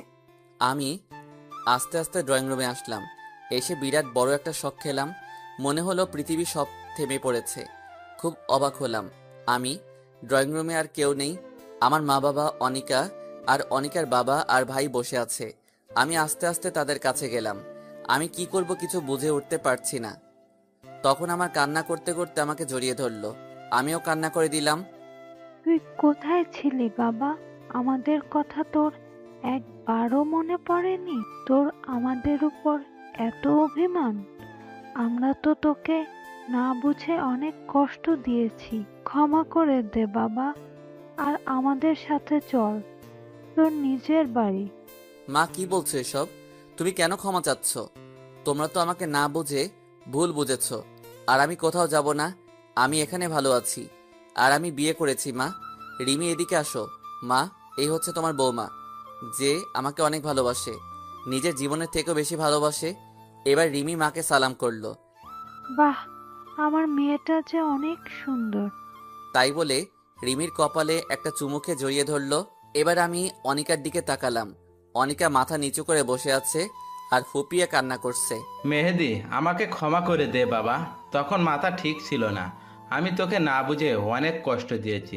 আমার ভুলের জন্য তোর বাড়ি এমনকি শহর ছাড়তে হয়েছে। ছি বাবা, তুমি কেন ক্ষমা চাইছো? আর তোমার তো কোনো দোষ নেই, সব দোষ আমার। আমি যদি কলেজে ওরকম না করতাম তাহলে তোমার সম্মানহানি হতো না, আর আমারও শহর ছাড়তে হতো না। এবার রিমি বাবাকে সালাম করলো, আর বাবা রিমির মাথায় হাত বুলিয়ে দিল। এবার অনিকা আসলো আমার কাছে। চেহারা আগের মতো আর নেই, অনেক শুকিয়ে গেছে, চোখের নিচে কালি পড়ে গেছে। মেহেদি, আমাকে মাফ করে দাও। মা, আমি কোনো বিশ্বাসঘাতকের সাথে কথা বলতে চাই না, প্লিজ ওকে আমার সামনে থেকে চলে যেতে বলো, আর আমি এখন ফ্রেশ হব। তাই বলে আমি আমার রুমে চলে আসলাম। আমি বিছানায় বসে আছি, আর তখন অনিকা আমার রুমে আসলো। আর তখনই আমার ভীষণ রাগ হলো। আমি মুখে বিরক্তির ছাপ নিয়ে চলে আসতে যাব, আর তখনই অনিকা আমার হাত ধরে থামিয়ে দিল। আমি অনিকার দিকে ঘুরতে অনিকা আমার পা ধরে ফেললো, আর বলতে লাগলো, মেহেদি, আমাকে মাফ করে দাও প্লিজ। আমি সেদিন তোমাকে বাঁচাতে গিয়ে আমি সেদিন সবার সামনে মিথ্যে বলছি। আমার বাবা আমাকে বলেছিল আমি যদি ওই কথা না বলতাম তাহলে তোমাকে আমার ভাইয়া তোমাকে মেরে ফেলতো। তাই আমি সেদিন মিথ্যে বলছি। আর তুমি চলে আসার পর আমি তোমায় অনেক খুঁজেছি। তোমার জন্য প্রতি রাতে আমি কান্না করেছি। তোমার কথা ভেবে আমি ঠিক মতো ঘুমাতে পারিনি। তুমি চলে যাওয়াতে আমি একেবারে কলেজ যাওয়া বাদ দিয়ে দিছি। যেখানে তুমি নেই সেখানে আমি কিভাবে থাকি বলো? আমি তোমাকে ক্ষমা করতে পারবো না। তোমাকে আমি ঘৃণা করি, তোমার সাথেও কথা বলতে আমার ঘৃণা হচ্ছে। আমি তোমার চেহারাও দেখতে চাই না, আর তুমি কোনোদিন আমার সামনে আসবে না। আর আমার আর রিমির মধ্যে যেন না দেখি। আমি কোনো বিশ্বাসঘাতকের জন্য আমি রিমিকে হারাতে চাই না। আমি যতটুকু রিমিকে ভালোবাসি তার থেকে 1000 গুণ বেশি তোমাকে ঘৃণা করি। আমি তাই বলে চলে আসতে যাব, তখন দেখি রিমি দরজার কাছে দাঁড়িয়ে সব শুনছে আর ফুপিয়ে কান্না করছে।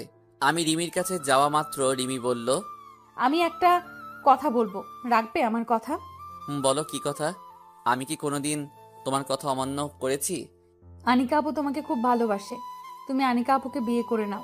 আমি কিচ্ছু মনে করব না, আর আমি দূরে কোথাও হারিয়ে যাব। আমি রিমিকে জোরে একটা চড় মারলাম। তুমি ভাবলে কি করে আমি তোমাকে রেখে আমি এই বিশ্বাসঘাতককে বিয়ে করব? আর তুমি কিভাবে এই কথাটা বললে? তুমি জানো না আমি তোমায় কতটা ভালোবাসি, আর আমায় ছাড়া তুমি থাকতে পারবে? আমার বুকে মাথা না দিয়ে ঘুমালে তোমার ঘুম আসবে? আর তোমায় ছাড়া আমি কোনোদিন ভালো থাকবো না। তোমায় আমি পাগলের মতো ভালোবাসি। কান্না করে জড়িয়ে ধরলাম। তারপর রিমিও আমাকে শক্ত করে জড়িয়ে ধরলো। আমিও তোমাকে অনেক ভালোবাসি, তোমায় ছাড়া আমি বাঁচতে পারবো না, তোমায় ছাড়া আমি ঘুমাতে পারবো না। আমাকে ছেড়ে চলে যেও না, তুমি চলে গেলে আমি আর বেঁচে থেকে কি হবে বলো? না পাগলি বউ আমার, তোমায় ছেড়ে কোনোদিন যাব না। অনিকা সব দেখছিল, আমার আর রিমির ভালোবাসা। তারপর অনিকা কান্না করতে করতে বাইরে চলে গেল। তারপর আমি আর রিমি ড্রয়িং রুমে আসলাম। আমি আসার সাথে সাথে অনিকার ভাই আমার দিকে এগিয়ে আসলো। মেহেদি, উপরে কি হলো জানি না, কিন্তু আনিকা কান্না করতে করতে চলে গেল। আগে যা হয়েছে সব ভুলে যাও, আর আমাদের সবাইকে ক্ষমা করে দাও। সেদিন তোমার একটা বন্ধু আছে, তার কথা শুনে আমরা তোমাকে ভুল বুঝেছি। প্লিজ তুমি আনিকাকে মাফ করে দাও, আর আমাদের সাথে চলো। আমি কোনোদিন আপনাকে বা আপনাদের কাউকে ক্ষমা করব না। আপনাদের জন্য আমার বাবার সম্মানহানি হয়েছে। আপনাদের জন্য আমি নিজের বাড়ি, এমনকি নিজের শহর ছাড়তে হয়েছে। তুমি চলে যাবার পর আনিকা সব সময় কান্না করতো, কলেজ যাওয়া বন্ধ করে দিছে, এমনকি ঠিকমতো খায় না, সব সময় নিজেকে একটা রুমে বন্দি রাখে। প্লিজ, আমি আর কাউকে বিশ্বাস করতে পারবো না। আর এই যে আমার বউ, সে আমাকে অনেক ভালোবাসে, আপনার বোনের মতো বিশ্বাসঘাতক না। আমি যখন এই শহরে নতুন এসেছি তখন না ছিল থাকার জায়গা, আর না ছিল খাওয়ার মতো টাকা। তখন এই রিমি আমাকে আশ্রয় দিয়ে পড়াশোনা করিয়ে আমি এখন চাকরি করি, আর আমি রিমিকে বিয়ে করি। তাই আপনারা আর কোনোদিন এই বাড়িতে আসবেন না, চলে যান এক্ষুনি। এরপর তারা সবাই চলে গেল। এবার আমি আমার মা বাবার কাছে গেলাম। মা বাবা, তোমরা যেখানে থাকো, কতদিন তোমাদের সাথে দেখা হয়নি, কতদিন একসাথে খাবার খাইনি। মা বাবা আর জোর করলো না, সবাই একসাথে অনেক গল্প করলাম। মা তো রিমিকে পেয়ে মনে হচ্ছে নিজের হারানো মেয়েকে ফিরে পেয়েছে। তারপর সবাই একসাথে রাতের খাবার খেয়ে মা বাবার বিছানায় পেতে দিল অন্য রুমে। তারপর যে যার রুমে গিয়ে শুয়ে পড়লাম। প্রতিদিনের মতো রিমি আমার বুকে মাথা দিয়ে শুয়ে আছে, কিন্তু কোনো কথা বলছে না, চুপচাপ শক্ত করে জড়িয়ে ধরে শুয়ে আছে। আমার কেমন খটকা লাগলো। এই রিমি, তুমি কথা বলছো না কেন? কি হয়েছে তোমার? এবার রিমির দিকে তাকিয়ে দেখি রিমি কান্না করছে। এই পাগলি, কান্না করছো কেন তুমি? কি হয়েছে তোমার? খুব ভয় হচ্ছে আমার। কেন ভয় পাচ্ছ? আমি তো আছি তোমার সাথে। ওরা যদি তোমাকে নিয়ে চলে যায় তাহলে আমি কি নিয়ে বাঁচবো? তখন কি হবে আমার? খুব ভয় হচ্ছে। তোমাকে যদি তারা নিয়ে যায় তাহলে আমি সত্যি বলছি আমি সেদিনই মরে যাব। চুপ পাগলি, আমার এ কথা বলে না। আমি কোথাও যাব না, আর আমি তোমায় ছাড়া আমিও বেঁচে থাকতে পারবো না। তারপর রিমির কপালে একটা ভালোবাসার পরশ এঁকে দিলাম, আর রিমি আমাকে শক্ত করে জড়িয়ে ধরে শুয়ে পড়ল। হঠাৎ কারো কান্নার শব্দে কারণে ঘুম ভেঙে গেল। আমি তাড়াতাড়ি উঠে দেখি রিমি আমার পাশে বসে কান্না করছে। কি হয়েছে, তুমি আবার কান্না করছো কেন? তুমি আমাকে আর আগের মতো ভালোবাসো না। আমাকে আর ভালো লাগে না, তাই না? কি বলছো এসব? আমি তো কিছুই বুঝতে পারছি না। আর তোমাকে ভালোবাসবো না তো কাকে ভালোবাসবো? হুম, সব জানি। তুমি যদি আমাকে আগের মতো ভালোবাসতে তাহলে সকালে উঠে দেখি আমি বালিশে শুয়ে আছি কেন? এর আগে তো সব সময় আমাকে তোমার বুকে রাখতে, আর আজকে আমাকে তোমার বুকে না রেখে আমাকে বালিশে ঘুমাতে দিলে। আমি এখন পুরনো হয়ে গেছি, তাই তো ভালো লাগে না, তাই না? ওলে আমার বাবুটা বুঝি রাগ করেছে। আমি খেয়াল করিনি তো, আমি ঘুমিয়েছিলাম তাই টের পাইনি। আসো বাবু, আমার বুকে আসো। তোমাকে আর কোনোদিন বালিশে ঘুমাতে দেব না। তাই বলে আমি আবার আমার পাগড়িটাকে বুকে জড়িয়ে নিলাম, আর রিমি আমার বুকে গুটিসুটি মেরে শুয়ে থাকলো। তারপর সকালে উঠে দেখি মা নাস্তা বানাচ্ছে। রিমি দৌড়িয়ে গিয়ে মাকে জড়িয়ে ধরে বলল, মা তুমি নাস্তা তৈরি করছো কেন? আমি আছি তো। দেখো দিনিমা, কোনো দিন থাকতে তার মেয়েকে। তারপর রিমি আর মা একসাথে নাস্তা তৈরি করলো। আমি নাস্তা শেষে অফিসে চলে গেলাম। অফিসে লাঞ্চ টাইমে বসে আছি, তখন হঠাৎ করে একটা আনকমন নাম্বার থেকে ফোন আসলো। আমি ফোন রিসিভ করে সালাম দিলাম, কিন্তু সে সালামের উত্তর না দিয়ে বলল, বাবা তুমি তাড়াতাড়ি বাড়ি আসো, খুব টেনশন হচ্ছে, তাড়াতাড়ি বাড়ি আয়। তাই বলে ফোনটা রেখে দিল। আমি বুঝতে পারলাম মা ফোন দিয়েছে। আমি তাড়াতাড়ি অফিস থেকে বাড়ি চলে আসলাম। এসে যা দেখলাম তা আমি কখনো প্রস্তুত ছিলাম না। আমি রিমি বলে জোরে একটা চিৎকার দিলাম। আমি বাসায় গিয়ে দেখি রিমি অচেতন হয়ে বিছানায় শুয়ে আছে, আর মা রিমির মাথায় হাত বুলিয়ে দিচ্ছে। আমি তাড়াতাড়ি রিমির পাশে গিয়ে রিমির মাথাটা আমার কোলে তুলে নিলাম। মা কি হয়েছে রিমির? ও অচেতন হলো কিভাবে? বাবা রুম থেকে কিছু পড়ার শব্দ শুনে রুমে এসে দেখি রিমি এভাবে পড়ে আছে। তারপর তোকে ফোন দিলাম। আমি তাড়াতাড়ি ডাক্তার সাহেবকে ফোনে আসতে বললাম। মা বাবা নতুন জায়গা হয়তো কাউকে চিনে না, তাই ডাক্তারকে ফোন দিতে পারিনি। কিছুক্ষণ পর ডাক্তার আসলো। ডাক্তার রিমিকে পরীক্ষা করছে, আর আমি রিমির পাশে হাত ধরে বসে আছি। ডাক্তার একটা ইঞ্জেকশন দিয়ে দিল, আর বাইরে এসে বলল, মেহেদি সাহেব, আপনি মিষ্টি খান তাড়াতাড়ি, আপনি বাবা হতে যাচ্ছেন। ডাক্তারের কথা শুনে যে কি পরিমাণ খুশি হয়েছি তা বলে বোঝাতে পারবো না। মনে হয় আমার জীবনের সবচেয়ে খুশির খবর এটা। তারপর ডাক্তারকে বিদায় দিয়ে আমি রিমির পাশে গিয়ে বসলাম। কিছুক্ষণ পর রিমির জ্ঞান ফিরল। তখনই মা বাবা রুম থেকে চলে গেল। আমার কি হয়েছিল? আমি তখন মাথাটা প্রচন্ডভাবে ব্যথা হয়ে উঠল। তারপর আর কিচ্ছু মনে নাই। কি হয়েছে বলো আমায়। আর তোমার চেহারা এরকম গম্ভীর হয়ে আছে কেন? সত্যি বলবে আমায়। ডাক্তার বলল, তুমি আর কোনোদিন মা হতে পারবে না। মিথ্যা কথা বললাম রিমিকে সারপ্রাইজ দেব বলে। এবার কান্না করে দিল আর আমাকে জড়িয়ে ধরলো। না, তুমি মিথ্যা বলছো। আমি বিশ্বাস করি না। বলো তুমি মিথ্যা বলছো। আমি তোমাকে কোনো দিন বাবা ডাক শোনাতে পারবো না, তাই না? আর তখন তুমি আমাকে ছেড়ে চলে যাবে, তাই না? প্লিজ, তুমি আমাকে ছেড়ে চলে যেও না। দরকার হয় তুমি আরেকটা বিয়ে করো, তবু আমি তোমাকে ছাড়া থাকতে পারবো না। তোমায় ছাড়া আমি বাঁচবো না। আমি রিমিকে বুকে জড়িয়ে নিয়ে বললাম, কি সব বলছো তুমি? আমিও তোমাকে ছাড়া থাকতে পারবো না, আর আমি কাউকে বিয়ে করব না। আমার থেকে তোমাকে কেউ কেড়ে নিতে পারবে না, কারণ আমি বাবা হতে চলেছি। রিমি এবার আমার বুক থেকে মাথা উঠিয়ে আমার দিকে করুণ দৃষ্টিতে তাকিয়ে আছে। রিমি এবার জোরে করে কান্না করে দিল, আর আমাকে এবার শক্ত করে জড়িয়ে ধরে বাচ্চাদের মতো কান্না করে দিল। তুমি কেন আমাকে মিথ্যা বলছো? তুমি জানো কতটা কষ্ট পেয়েছিলাম আমি। আমি মা হতে পারবো না বলে কষ্ট পাইনি। আমি কষ্ট পেয়েছি তুমি আমাকে ছেড়ে চলে যাবে, তাই খুব কষ্ট হয়েছিল। তুমি জানো না আমি সব সহ্য করতে পারি, কিন্তু তোমাকে হারিয়ে ফেলার কষ্ট সহ্য করতে পারবো না। তুমি বলো, আমাকে আর কষ্ট দেবে না? এবার আমিও রিমিকে শক্ত করে জড়িয়ে ধরলাম, আর আমিও কান্না করে দিয়েছি। হয়তো রিমির কান্না আমি সহ্য করতে পারি না, তাই তুমি ভাবলে কিভাবে যে আমি তোমাকে ছেড়ে থাকতে পারবো? তুমি জানো না তোমাকে কতটা ভালোবাসি আমি।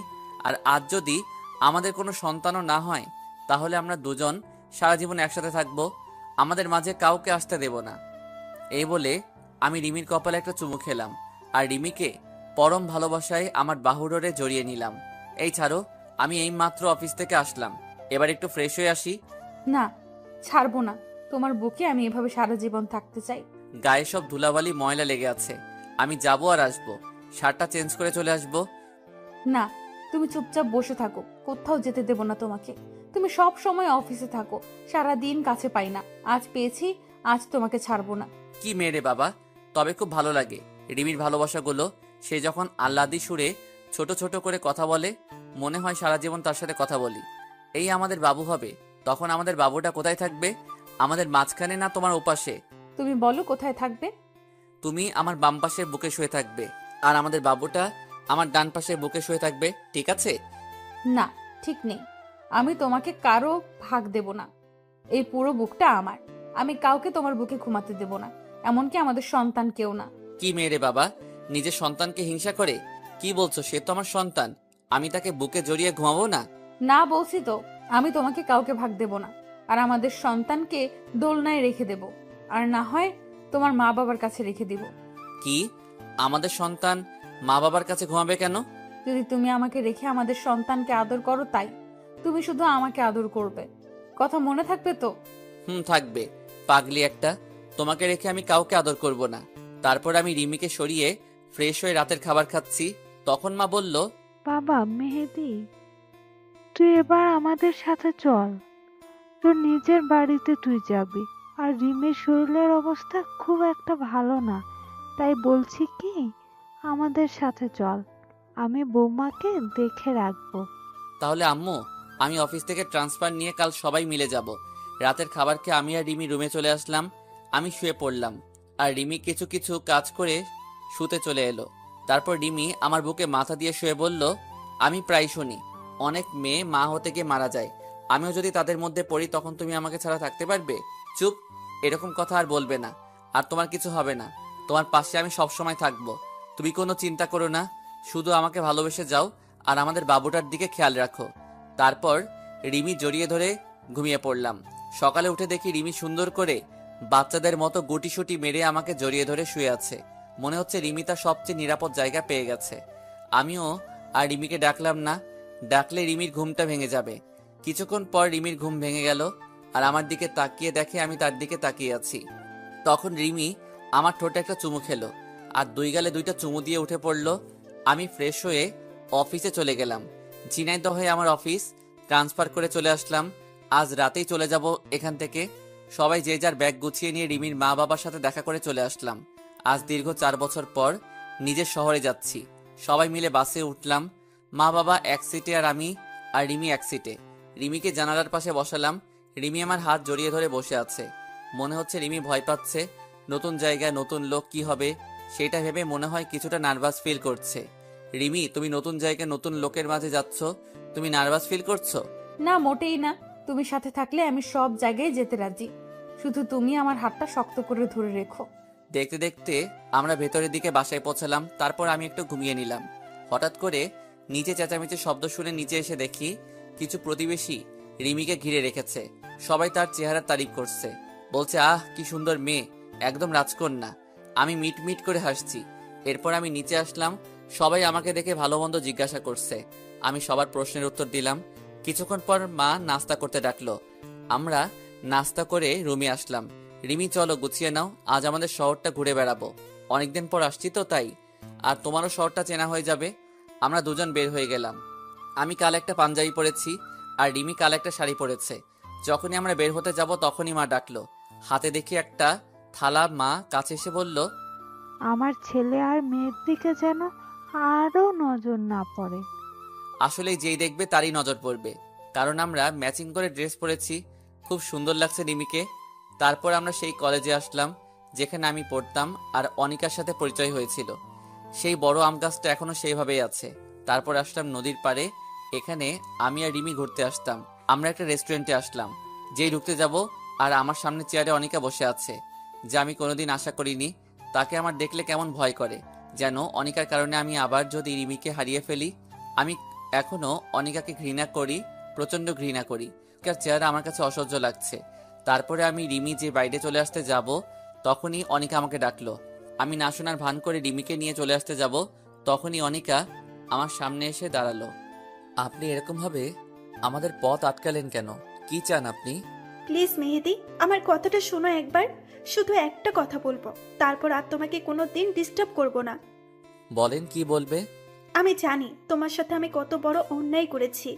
আমার জন্য তুমি অনেক কষ্ট পেয়েছো। আমার জন্য তুমি এত বছর তুমি তোমার আপনজনের অবহেলা পেয়েছো। আমি জানি তুমি আমাকে অনেক ঘৃণা করো, আমাকে তুমি একদমই সহ্য করতে পারো না। কিন্তু আমি যদি সেদিন একটু সাহস দেখাতাম, তাহলে হয়তো রিমির জায়গায় আমি থাকতাম। কিন্তু আমার কপালটাই খারাপ, আমি তোমাকে এখনো আগের মতো ভালোবাসি। তবে তুমি চিন্তা করো না, আমি তোমাদের মাঝে দেওয়াল হয়ে দাঁড়াবো না। শুধু আমাকে একবার ক্ষমা করে দাও। আমি তোমার ভালোবাসা নিয়ে দূরে সরে যাব, আর কোনোদিন তোমার সামনে আসবো না। এই বলে অনিকা কান্না করতে করতে চলে গেল। আমি আর রিমি ওখান থেকে চলে আসতে যাব, তখনই দেখি আনিকার বড় ভাই সেখানে দাঁড়িয়ে আমার দিকে রাগী দৃষ্টিতে তাকিয়ে আছে। মনে হয় আমাকে একা পেলে চিবিয়ে খেয়ে ফেলতো। আমি তাড়াতাড়ি ওখান থেকে চলে আসলাম। তারপর বাড়ি এসে রিমিকে রেখে চলে গেলাম আমার জানের জিগের দোস্ত রাজুর কাছে। আমি রাজুর বাড়ির সামনে দাঁড়িয়ে কলিং বেল বাজালাম। কিছুক্ষণ পর দরজা খুলে দিল। দরজা খুলল রাজুর মা। আন্টি কেমন আছেন? আমাকে চিনতে পারছেন? আমি মেহেদি। এইবার রাজুর মা খুব খুশি হয়ে, বাবা, তুই কতদিন পরে এলি? সেই চলে গেলি, আর ফিরে আসলে না। আন্টি রাজু কই? রাজু তার রুমে আছে, যাও দেখা করে আসো। আমি রাজুর রুমে গিয়ে দেখি রাজু চোখ বন্ধ করে হেডফোনে গান শুনছে। আমি আস্তে আস্তে রাজুর কাছে গিয়ে রাজুকে একটা চড় মারলাম আস্তে করে। রাজু ভয় পেয়ে তাড়াতাড়ি উঠে পড়ল। আর রাজু সামনে তাকিয়ে দেখে আমি দাঁড়িয়ে আছি। রাজু দৌড়িয়ে আমাকে জড়িয়ে ধরে বলল, কেমন আছিস দোস্ত? তুই চলে যাওয়ার পর থেকে আমি আড্ডা মারা বন্ধ করে দিছি। তুই না থাকলে কিভাবে মজা হবে বল? এবার থেকে আবার আড্ডা হবে। আমি চলে আসছি না? চল আগে ভাবির সাথে দেখা করে আসি। চলো, কিন্তু ভাবিকে পেয়ে যেন আমাকে ভুলে যাস না শালা। তারপর দুজনে চলে আসলাম আমাদের বাসায়। তারপর রুমে ঢুকে দেখি রিমি কাপড় গুছিয়ে আলমারিতে রাখছে। আমি পিছন থেকে গিয়ে রিমিকে জড়িয়ে ধরলাম। রিমি ভয় পেয়ে বলল, এভাবে কেউ জড়িয়ে ধরে? আমি তো ভয় পেয়ে গেছি। তারপর আমি রাজুর সাথে রিমির পরিচয় করিয়ে দিলাম। এভাবে আমাদের সুখের সংসার চলতে থাকলো। তবে এখন আর অনিকাকে দেখা যায় না, আর ডিস্টার্বও করে না। কিন্তু আমার মনে হয় কেউ আমার পিছু নিচ্ছে। এভাবে আমার আর রিমির সংসার 8 মাস চলে গেল। আজ আমি অফিসে বসে কাজ করছি, তখন আমার বাবা ফোন দিয়ে বলল রিমিকে হাসপাতালে নেওয়া হয়েছে। রিমির ডেলিভারি পেইন উঠেছে। তাই আমিও সবকিছু ফেলে তাড়াতাড়ি হাসপাতালে চলে আসলাম। এসে দেখি রিমিকে ওটিতে নেওয়া হয়েছে। আমি বাইরে অপেক্ষা করছি, খুব টেনশন হচ্ছে। কিছুক্ষণ পর ডাক্তার বের হয়ে আসলো। আমি সাথে সাথে ডাক্তারের কাছে গেলাম। ডাক্তার, কি হয়েছে আমার রিমির? আপনি কিছু বলছেন না কেন? মেহেদি সাহেব, আপনার মেয়ে হয়েছে আর বাচ্চার মা সরি। তাই বলে ডাক্তার চলে গেল। আমি সাথে সাথে সেখানে চুপ করে বসে পড়লাম। আমার মাথা কিছু কাজ করছিল না। কি করব আমি? কিভাবে থাকবো রিমিকে ছাড়া? তারপর আমি দৌড়িয়ে রিমির কাছে গেলাম। যে দেখি রিমি চোখ বুজে শুয়ে আছে। আমি রিমিকে জড়িয়ে ধরে কান্না শুরু করে দিলাম। তুমি কথা দিয়েছিলে তুমি আমাকে ছেড়ে কোথাও যাবে না, তাহলে কেন চলে গেলে? আমি কিভাবে বাঁচবো তোমাকে ছাড়া? আমি রিমিকে জড়িয়ে ধরে কান্না করছি। তারপর হঠাৎ করে কেউ আমাকে জড়িয়ে ধরলো আর বলছে, তোমাকে ছেড়ে কোথাও যাব না পাগল। এবার চোখ খুলে তাকিয়ে দেখি রিমি আমাকে জড়িয়ে ধরে আছে। আর রিমি আমার দিকে তাকিয়ে মিটমিট করে হাসছে। তারপর আমি রিমিকে শক্ত করে জড়িয়ে ধরে রাখলাম। আর কোনোদিন রিমিকে হারিয়ে যেতে দেব না। তারপর রিমিকে এক ঝাটকে সরিয়ে দিয়ে বললাম, তুমি আমার সাথে এরকম অভিনয় করলে কেন? তুমি আমাকে কষ্ট দিয়ে খুব মজা পাও, তাই না? তুমিও একদিন আমার সাথে মজা করেছিলে, মনে আছে? আমিও সেদিন অনেক কান্না করেছিলাম, তাই আজকে আমি প্রতিশোধ নিলাম। এরকম মজার কোনোদিন করবে না তুমি। জানো কত কষ্ট পেয়েছি। তারপর আমার রাজকন্যাকে কোলে নিয়ে বললাম, দেখেছো, আমি বলেছিলাম না আমাদের তোমার মতো একটা রাজকন্যা হবে? তারপর আমার রাজকন্যাকে একটা চুমু দিয়ে রিমির কপালে একটা চুমু দিলাম। কিছুদিন পর আমি রিমিকে হাসপাতাল থেকে বাসায় নিয়ে আসলাম। তারপর রাতে ঘুমাতে গিয়ে রিমির পাগলামি রেখে আমি না হেসে পারলাম না। রিমি আমাদের মেয়েকে নিয়ে বাইরে যাচ্ছে। তখন আমি বললাম, এই জিনাতকে কোথায় নিয়ে যাচ্ছ? কেন? আব্বু আম্মুর কাছে রেখে আসতে যাচ্ছি। না, তুমি আমার মেয়েকে আমার পাশে রাখো। আমাদের মাঝখানে আমার মেয়ে থাকবে। রিমি এবার রেগে বলল, কি বললে? তোমাকে আমি প্রথমে বলেছিলাম না তোমার আমার মাঝে কেউ থাকবে না, এমনকি আমাদের সন্তানও না। তোমার বুকে মাথা না রাখলে আমার ঘুম আসে না, তুমি জানো না? ওকে, তাহলে তুমি মাঝখানে থাকো আর জিনাতকে তোমার ওই পাশে রাখো। তারপর রিমি আমার পাশে শুয়ে পড়লো আর জিনাত রিমির পাশে শুয়ে পড়লো। তারপর রিমিকে জড়িয়ে ধরে ঘুমিয়ে পড়লাম। সকালে উঠে ঘুম থেকে উঠে ফ্রেশ হয়ে নাস্তা করে রিমির কপালে আর আমার ছোট পরিটার কপালে একটা চুমু দিয়ে অফিসে চলে আসলাম। আজ অফিসে কিছু কর্মচারী নিয়োগ হবে। আমি আমার ডেস্কে বসে আছি, তখন আমাদের ম্যানেজার একটা মেয়ের সাথে পরিচয় করিয়ে দিল আর বলল, আজ থেকে এ তোমার আন্ডারে কাজ করবে। মেয়েটির নাম তনিমা। তনিমার দেখতে বেশ সুন্দরী, তবে আমার রিমির থেকে বেশি না। আমি তনিমার সাথে পরিচয় হয়ে নিয়ে তনিমার কাজ বুঝিয়ে দিয়ে নিজের ডেস্কে এসে বসলাম। আমার ডেস্ক থেকে তনিমার ডেস্ক দেখা যায়। কিছুক্ষণ পর তনিমার দিকে তাকিয়ে দেখি তনিমা আমার দিকে এক দৃষ্টিতে তাকিয়ে আছে। আমি এসব দেখে মনোযোগ না দিয়ে আমার কাজ করতে থাকলাম। এভাবে আমার রিমির আর আমার ছোট পইটার সংসার চলতে থাকলো। আজ আমার মেয়ের বয়স 1 বছর। এই 1 বছরে রিমির আর আমাদের মেয়ে জিনাতের পাগলামি দেখে কিভাবে যে সময় চলে গেল। আর এদিকে অফিসে তরিমা এখন আমার দিকে সব সময় তাকিয়ে থাকে। কারণে অকারণে আমার সাথে আমার ডেস্কে আসে। আজ অফিস থেকে বাড়ি আসতে যাব, তখন তনিমা আমাকে কফি খাওয়ার জন্য বলল। আমিও মানা করতে পারলাম না। সব সময় অফিস বাড়ি করতে করতে আমারও কেমন অধৈর্য হয়ে গেছে, তাই আমিও রাজি হয়ে গেলাম। কফি শপ থেকে তনিমাকে বিদায় দিয়ে আমি বাড়ি চলে আসলাম। Calling bell বাজালাম। কিছুক্ষণ পর আমার মা দরজা খুলে দিল। আমি বেশ অবাক হলাম, কারণ এই পর্যন্ত প্রতিদিন রিমি দরজা খুলে দেয়। মা, তুমি দরজা খুলছো কেন? রিমি কই?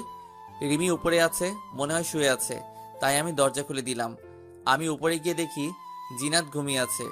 বেশ অবাক হলাম, কারণ আমি আসার আগে কোনোদিন রিমি জিনাতকে ঘুমাতে দেয় না। আর রিমিকে কোথাও দেখা যাচ্ছে না। সব জায়গায় খুঁজলাম, কিন্তু পেলাম না। এবার আমি ছাদে উঠে দেখি রিমি ছাদের এক কোণায় চুপটি করে দাঁড়িয়ে আছে। আমি রিমিকে ডাক দিলাম। রিমি আমার ডাক শুনে রিমি তাড়াতাড়ি করে তার চোখ মুছে দিল। কি ব্যাপার, তুমি এত রাতে ছাদে কেন? তাই বলে রিমিকে আমার দিকে ফিরালাম। দেখি রিমির চোখ লাল হয়ে আছে, মনে হয় কান্না করেছে। না, আমার কিচ্ছু হয়নি, চলো নিয়ে চলো। এই বলে রিমি আগে আগে নিচে নেমে গেল। মেহেদি বেশ অবাক হলো, কারণ আমি অফিস থেকে বাড়ি আসলে আগে রিমি আমাকে জড়িয়ে ধরে আমার গালে একটা চুমু দেয়। কিন্তু আজ রিমির কি হলো যে সব ভুলে গেছে? রাতে সবাই একসাথে খেয়ে যখন ঘুমাতে যাব, তখন দেখি রিমি ওই পাশে শুয়ে আছে আর জিনাত আমাদের মাঝখানে শুয়ে আছে। আমি রিমির এমন পরিবর্তন দেখে খুব অবাক হলাম। কি হয়েছে রিমি তোমার? তুমি আজ ওপাশে শুয়ে পড়লে কেন? না, কিচ্ছু হয়নি, এমনি ভালো লাগছে না, তাই এদিকে শুয়ে পড়লাম। তাই বলে রিমি অন্যদিকে মুখ করে শুয়ে পড়ল। আমি বেশ অবাক হলাম, কারণ রিমি এই পর্যন্ত যতবারই মন খারাপ হয় ততবারই আমাকে জড়িয়ে ধরে ঘুমাতো। তবে আজ কি হলো রিমির? এভাবে আমার সারা রাত ঘুম আসলো না। সকালে ঘুম থেকে উঠে দেখি রিমি পাশে নেই। রিমি এরকম করছে কেন? আমাকে অবহেলা করছে কেন? আমাকে এড়িয়ে চলছে কেন? কি হয়েছে রিমির? তাই বলে আমি ফ্রেশ হতে চলে গেলাম। তারপর নাস্তা করে অফিসে যাব, তখন রিমি আমার কাছে এসে আমাকে জড়িয়ে ধরে চুমু খায়। কিন্তু আজ কেন আসলো না? আমি কিছুই বুঝতে পারছি না। আমি রিমিকে ডাক দিলাম, কিন্তু কোনো সারা শব্দ নেই। তাই আমি কিচেনে গেলাম, গিয়ে দেখি রিমি রান্না করছে। কি হলো, তুমি শুনতে পারছো না? তুমি কখন থেকে ডাকছি, শুনতে পারছো না? দেখছো না কাজ করছি, তাও আবার এত ডাকার কি হলো? আমার বুকের মধ্যে কেমন একটা ব্যথা হয়ে উঠলো রিমির এমনভাবে কথা শুনে। রিমি আমার সাথে এমনভাবে কথা বলছে কেন বুঝতে পারছি না। তারপর নাস্তা না করে অফিসে চলে আসলাম। আমার কোনো কাজে মন বসছে না। রিমির মাঝে কেন এমন পরিবর্তন হলো, খুব খারাপ লাগছে আমার। তখন দেখি তনিমা আসলো আমার ডেস্কে। কি ব্যাপার মেহেদি সাহেব, এমন মন খারাপ কেন? মুখটা মলিন করে বসে আছেন। না, কিছু হয়নি, এমনি বসে আছি। কিছু বলবেন? না কিছু না, আপনি মুখ কালো করে বসে আছেন তাই জিজ্ঞেস করলাম। আপনার যেহেতু মন খারাপ, তাই চলেন বিকালে নদীর পাড় থেকে ঘুরে আসি, মনটা ভালো হয়ে যাবে। আসলে অনেকদিন কোথাও ঘুরতে যাওয়া হয় না। ওকে, তাহলে অফিস শেষে নদীর পাড়ে ঘুরতে যাবানি। তাই বলে তনিমা চলে গেল আর আমি আমার কাজে মন দিলাম। আমি দুপুরে লাঞ্চের জন্য অপেক্ষা করছি, কিন্তু রিমি এখন আমাকে ফোন কেন করলো না? আগে যতক্ষণ না আমি লাঞ্চ করব ততক্ষণ রিমি ফোন দিয়েই যাবে। কিন্তু আজ কি হলো রিমির? রিমির এমন পরিবর্তন আমি মেনে নিতে পারছি না। আমি আর দুপুরে লাঞ্চ করলাম না। বিকালে অফিস শেষ করে ডেস্কে বসে আছি, তখন তনিমা আসলো আর আমি তনিমার সাথে একটা রিকশায় করে নদীর পাড়ে এলাম। আমি আর তনিমা পাশাপাশি হাঁটছি, তখন তনিমা পা পিছলিয়ে পড়ে যাচ্ছিল। আমি কোনোভাবে তাকে ধরে ফেলে আর রিমিও আমার গলা জড়িয়ে ধরে রাখে। তারপর তনিমাকে সরিয়ে আরো কিছুক্ষণ ঘরে যে যার বাড়ি চলে আসলাম। আমি আমার বাড়ির সামনে দাঁড়িয়ে কলিং বেল বাজালাম, কিন্তু এত দেরি তো কোনোদিন হয় না। কিছুক্ষণ পর আম্মু এসে দরজা খুলে দিল। আমি আবার কালকের মতো অবাক হলাম। আমি আম্মুর সাথে কথা বলে উপরে চলে আসলাম। এসে দেখি আমাদের মেয়ে জিনাত নিচে ঘুমিয়ে আছে, আর রিমি বিছানায় এক কোণায় বসে বসে মাথা নিচু করে কান্না করছে। আমি তাড়াতাড়ি করে জিনাতকে বিছানায় শুইয়ে দিলাম। তারপর রিমির কাছে গেলাম। রিমি, তুমি কাঁদছো কেন? আর জিনাত নিচে শুয়ে আছে কেন? জিনাতের তো ঠান্ডা লাগবে। আর কি হয়েছে তোমার? তুমি এভাবে কান্না করছো কেন? আর তোমার মধ্যে এত পরিবর্তন কিভাবে আসলো? তুমি আজ লাঞ্চের সময় আমাকে ফোন করনি কেন? আর দরজা মা খুলে দেয় কেন? কি হয়েছে তোমার, বলবে তো আমায়? পরিবর্তন আমার না, তোর হয়েছে। আমাকে এখন ভালো লাগে না বললেই হতো। কেন আমার জীবন নিয়ে খেলা করছিস? কি দোষ করেছি আমি যে আমার সাথে তুই এমন করবি? তোকে তো আমি নিজের জীবনের চাইতেও বেশি ভালোবাসি। তাহলে কেন তুই অন্য মেয়ের সাথে লুতুপুতু করিস? তোর কাছে তো শুধু আমি কিচ্ছু চাইনি, শুধু একটু ভালোবাসা চেয়েছি। আর তুই কি না নিজের ঘরের বউ রেখে অন্য মেয়ের সাথে লুতুপুতু করিস?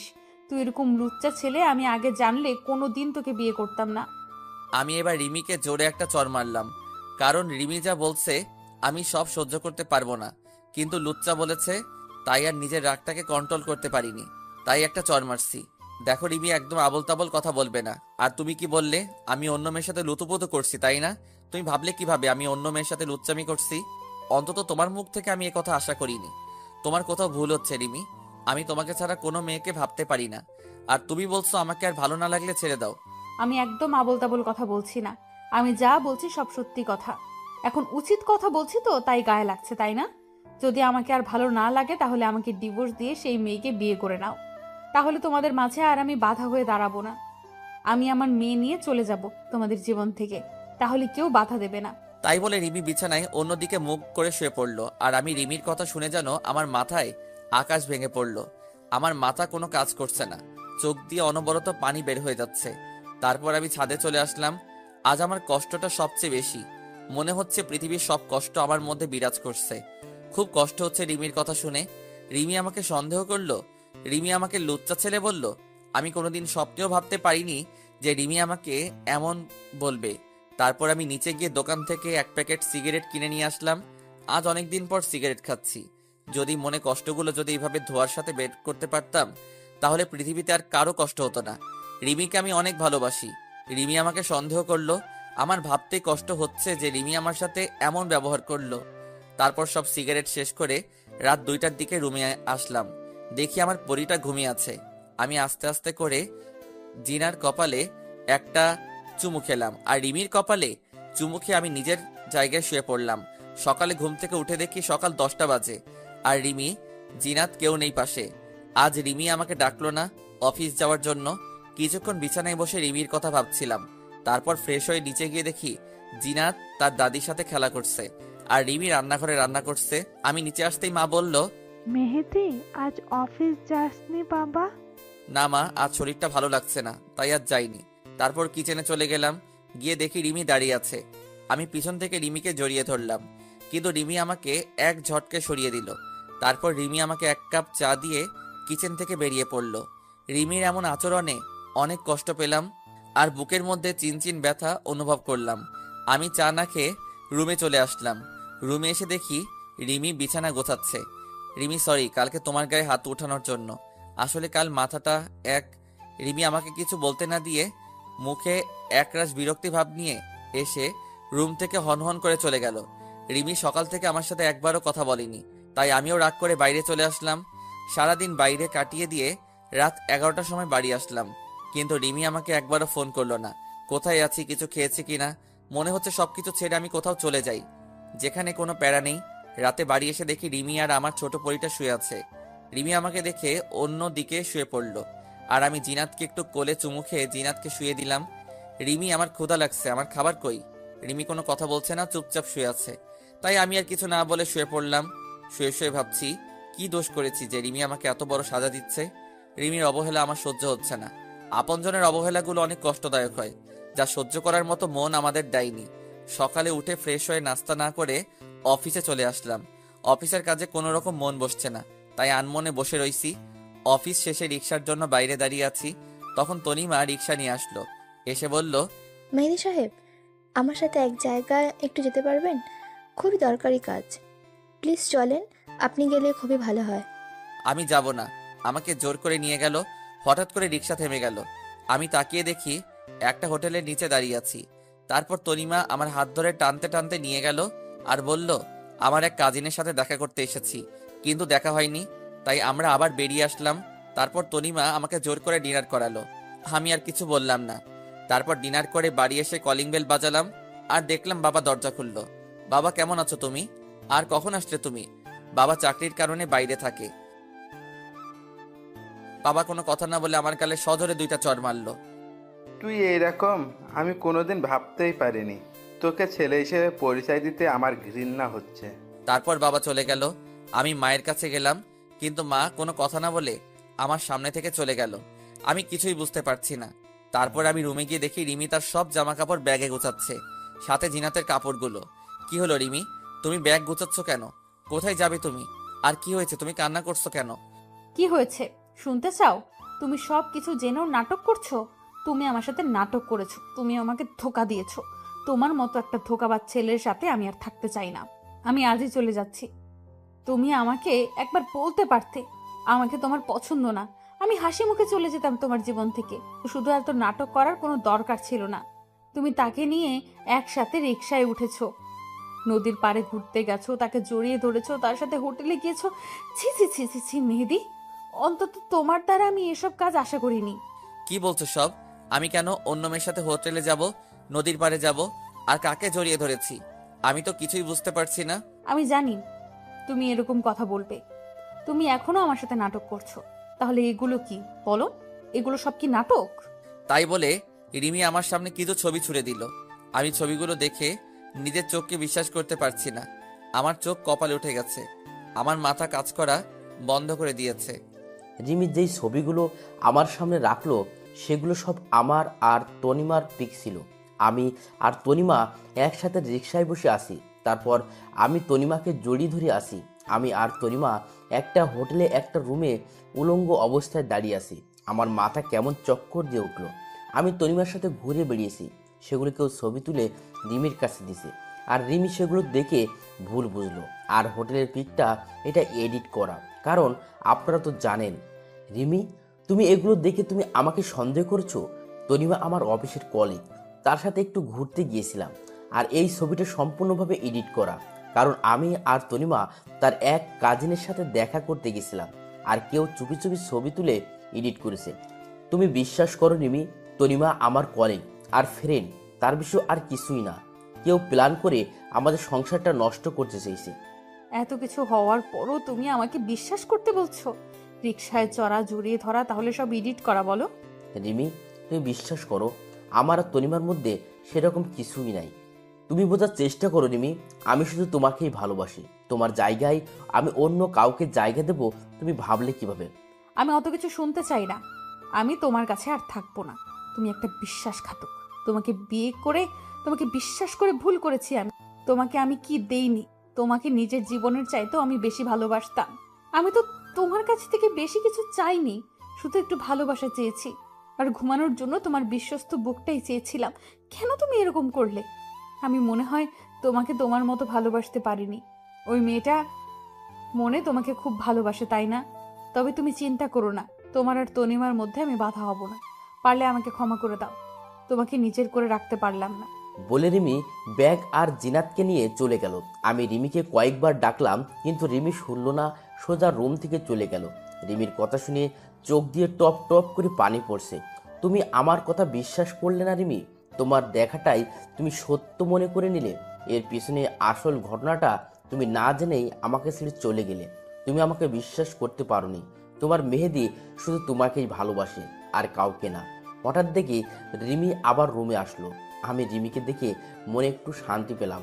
হয়তো রিমি তার ভুল বুঝতে পেরেছে। আমি চোখ মুছে রিমির দিকে তাকালাম। রিমি দৌড়িয়ে এসে আমাকে শক্ত করে জড়িয়ে ধরলো। আমিও রিমিকে জড়িয়ে ধরলাম। আমি জানতাম তুমি ফিরে আসবে, কারণ তোমাকে ছাড়া আমি থাকতে পারবো না, আর তুমিও পারবো না আমাকে ছেড়ে। হঠাৎ রিমি আমাকে এক ঝটকায় দূরে সরিয়ে দিল, আর কাছে সে আমার কপালে একটা চুমু দিয়ে আবার চলে গেল। আমি এক জায়গায় নীরব হয়ে দাঁড়িয়ে আছি। আমার হাঁটার কোনো শক্তি নেই। আমি বিছানার উপর বসে পড়লাম, আর কান্না যেন থামছে না, অনবরত চোখ দিয়ে পানি বের হয়ে যাচ্ছে। তারপর রুমে মা আসলো। তোর জন্য আমার মেয়েটা আজ বাড়ি থেকে চলে গেল। তোকে নিজের ছেলে ভাবতেও লজ্জা হচ্ছে। তুই কেমন করে পারলি এমন একটা কাজ করতে? রিমি তোকে কত ভালোবাসে, আর তুই বাইরের একটা মেয়ের সাথে। ছি ছি। মায়ের পা জড়িয়ে ধরে, মা তুমি বিশ্বাস করো, ওই মেয়ের সাথে আমার কোনো সম্পর্ক নেই। তোমরা আমাকে ভুল বুঝছো। আমি শুধু রিমিকেই ভালোবাসি। রিমিকে ছাড়া আমি থাকতে পারবো না মা। আমার জন্য রিমি আমাকে ভুল বুঝলো। আমাকে ক্ষমা করে দাও মা। তোকে বিশ্বাস করতেও আমার ভয় হচ্ছে। তুই যেদিন আমার মেয়েটাকে ফেরত নিয়ে আসবি সেদিন আমি তোকে ক্ষমা করব, তার আগে না। তাই বলে মা রুম থেকে চলে গেল। আর আমি বসে বসে অযথরায় কান্না করছি। মা তুমিও আমাকে ভুল বুঝলে। আমি এই আপনজনের অবহেলা আর সইতে পারছি না। তারপর না খেয়েই ছাদে চলে আসলাম। আজ জ্যোৎস্নার রাত কত সুন্দরভাবে আলো ছড়িয়ে দিচ্ছে। শুধু আমার মনের ভিতর অন্ধকার হয়ে আছে, আর সেখানে ঘুরে বেড়াচ্ছে কারো ভুল বুঝে ছেড়ে যাওয়ার কষ্ট আর কারো অবহেলা। সারা রাত চাঁদের দিকে তাকিয়ে রাতটুকু পার করে দিলাম, আর অনবরত চোখ দিয়ে পানি পড়ছে। খুব কষ্ট হচ্ছে। আমার মনে হচ্ছে এই জীবনটা যদি এখনই থেমে যেত তাহলে আমাকে আর কষ্ট পেতে হতো না। এভাবে রিমির কথা ভাবতে সকাল হয়ে গেছে। এখনো ছাদে বসে আছি। আজ আর অফিস যাব না। কি হবে অফিসে গিয়ে? যার সুখের জন্য চাকরি করতাম সেই যদি আজ না থাকে তাহলে কি হবে অফিস গিয়ে? সারাদিন রুমে বসে কাটিয়ে দিলাম। কাল সকাল থেকে কিছু খাওয়া হয়নি, তাই বিকেলের সময় একটু নিচে গিয়ে দেখি মা বসে আছে। মা কিছু খেতে দাও, খুব ক্ষুধা হয়েছে। রান্না হয়নি আগে। তুই আমার মেয়েটাকে নিয়ে আসবি, তারপর তুই এই বাড়ির খাবার পাবি, তার আগে না। আমি আমার রুমে চলে আসলাম। খুব কষ্ট হচ্ছে মার কথা শুনে। অনেক শূন্য শূন্য লাগছে রিমিকে ছাড়া। রিমিকে ছাড়া আমার জীবন শূন্য। রিমিকে আমার কাছে ফিরে নিয়ে আসতেই হবে। আমি তখনই শার্ট প্যান্ট চেঞ্জ করে বাইরে বেরিয়ে আসল উদ্দেশ্যে রিমিদের বাড়িতে আগে কিছু খেয়ে নিতে হবে। তাই একটা রেস্টুরেন্টে গিয়ে কিছু খাবার খেয়ে চলে আসলাম বাস স্ট্যান্ডে। একটা টিকিট কাটলাম ঝিনাইদহ টু চাঁদপুর। কিছুক্ষণ পর বাস চলে আসলো। আমি বাসে উঠে বসে পড়লাম। বাস চলতে থাকলো, আর আমি রিমির কথা ভাবতে ভাবতে কখন যে ঘুমিয়ে পড়েছি নিজেই জানি না। হঠাৎ বাসের হেলপারের কথায় ঘুম ভেঙে গেল। চাঁদপুরে চলে এসেছি, আমার সেই পরিচিত শহর যেখানে রিমির ভালোবাসা পেয়েছিলাম। আমি হাঁটতে হাঁটতে রিমিদের বাসার সামনে চলে এসেছি। রিমিদের বাসায় কলিং বেল বাজলাম। কিছুক্ষণ পর রিমি মা দরজা খুলে দিল। বাবা মেহেদি, তুমি এখন এই সকালবেলা? তারপর আমি সালাম দিয়ে ভালো মন্দ জিজ্ঞাসা করলাম। রিমির মার সাথে কিছু কথা বলে আমি রিমির রুমে গিয়ে দেখি রিমি হাঁটু ভাঁজ করে মাথা নিচু করে বসে আছে। আমি রিমিকে ডাক দিলাম। রিমি মাথা তুললো। আমি রিমিকে দেখে রীতিমতো ভয় পেয়ে গেছি। রিমির চোখ লাল হয়ে আছে, আর চোখ দুটা ফুলে আছে, আর আমার ছোট রাজকন্যা বিছানায় ঘুমিয়ে আছে। তুমি এখানে কি করতে এসেছো? তোমার মতো একটা বিশ্বাসঘাতকের সাথে আমার কোনো সম্পর্ক নেই। কেন এসেছো তুমি এখানে? তোমাকে নিয়ে যেতে এসেছি রিমি। তুমি প্লিজ চলো আমার সাথে। তোমাকে ছাড়া আমার জীবনটা একদম শূন্য শূন্য লাগছে। কাল সারা রাত ঘুমাইনি, তুমি পাশে ছিলে না তাই। কাল সারাদিন কোনো খাবার খাইনি, শুধু তুমি পাশে নাই। প্লিজ চলো আমার সাথে। তোমাকে ছাড়া জীবনটা কেমন অসম্পূর্ণ লাগছে। আজ সারাদিন তোমার কথা ভেবেছি, তুমি কখন ফিরে আসবে আমার কাছে। প্লিজ তুমি চলো আমার সাথে। আমি তোমার কোনো কথা শুনতে চাই না, তোমার কোনো কথা বিশ্বাস করি না। কেন? তোমার তো খুশি হওয়ার কথা। তোমার আর ওই মেয়েটার মধ্যে কোনো রিমি নামে কেউ বাধা নেই। আর তুমি কেন এসেছো এখানে? তুমি এখনই চলে যাবে এ বাড়ি থেকে। আমি রিমির হাত ধরে বললাম, প্লিজ রিমি, তুমি একবার চলো আমার সাথে। আমাকে তুমি একবার বিশ্বাস করো। তোমাকে ছাড়া আমি থাকতে পারবো না। তোকে কতবার বলবো তোর মতো একটা বিশ্বাসঘাতকের সাথে আমার কোনো সম্পর্ক নেই। তুই স্বামী নামে কলঙ্ক। তোর স্বামী হওয়ার কোনো যোগ্যতা নেই। তুই আর কোনোদিন আমার সামনে আসবি না। আর যদি কোনোদিন তোর ওই নোংরা চেহারা আমাকে দেখাবি না। যদি আবার আমার সামনে আসিস তাহলে আমার আর আমার মেয়ের মরা মুখ দেখবি। আমার বিশ্বাস হচ্ছে না রিমি আমাকে চড় মারলো। আমার চোখ দিয়ে অযোধ্যায় পানি বের হচ্ছে।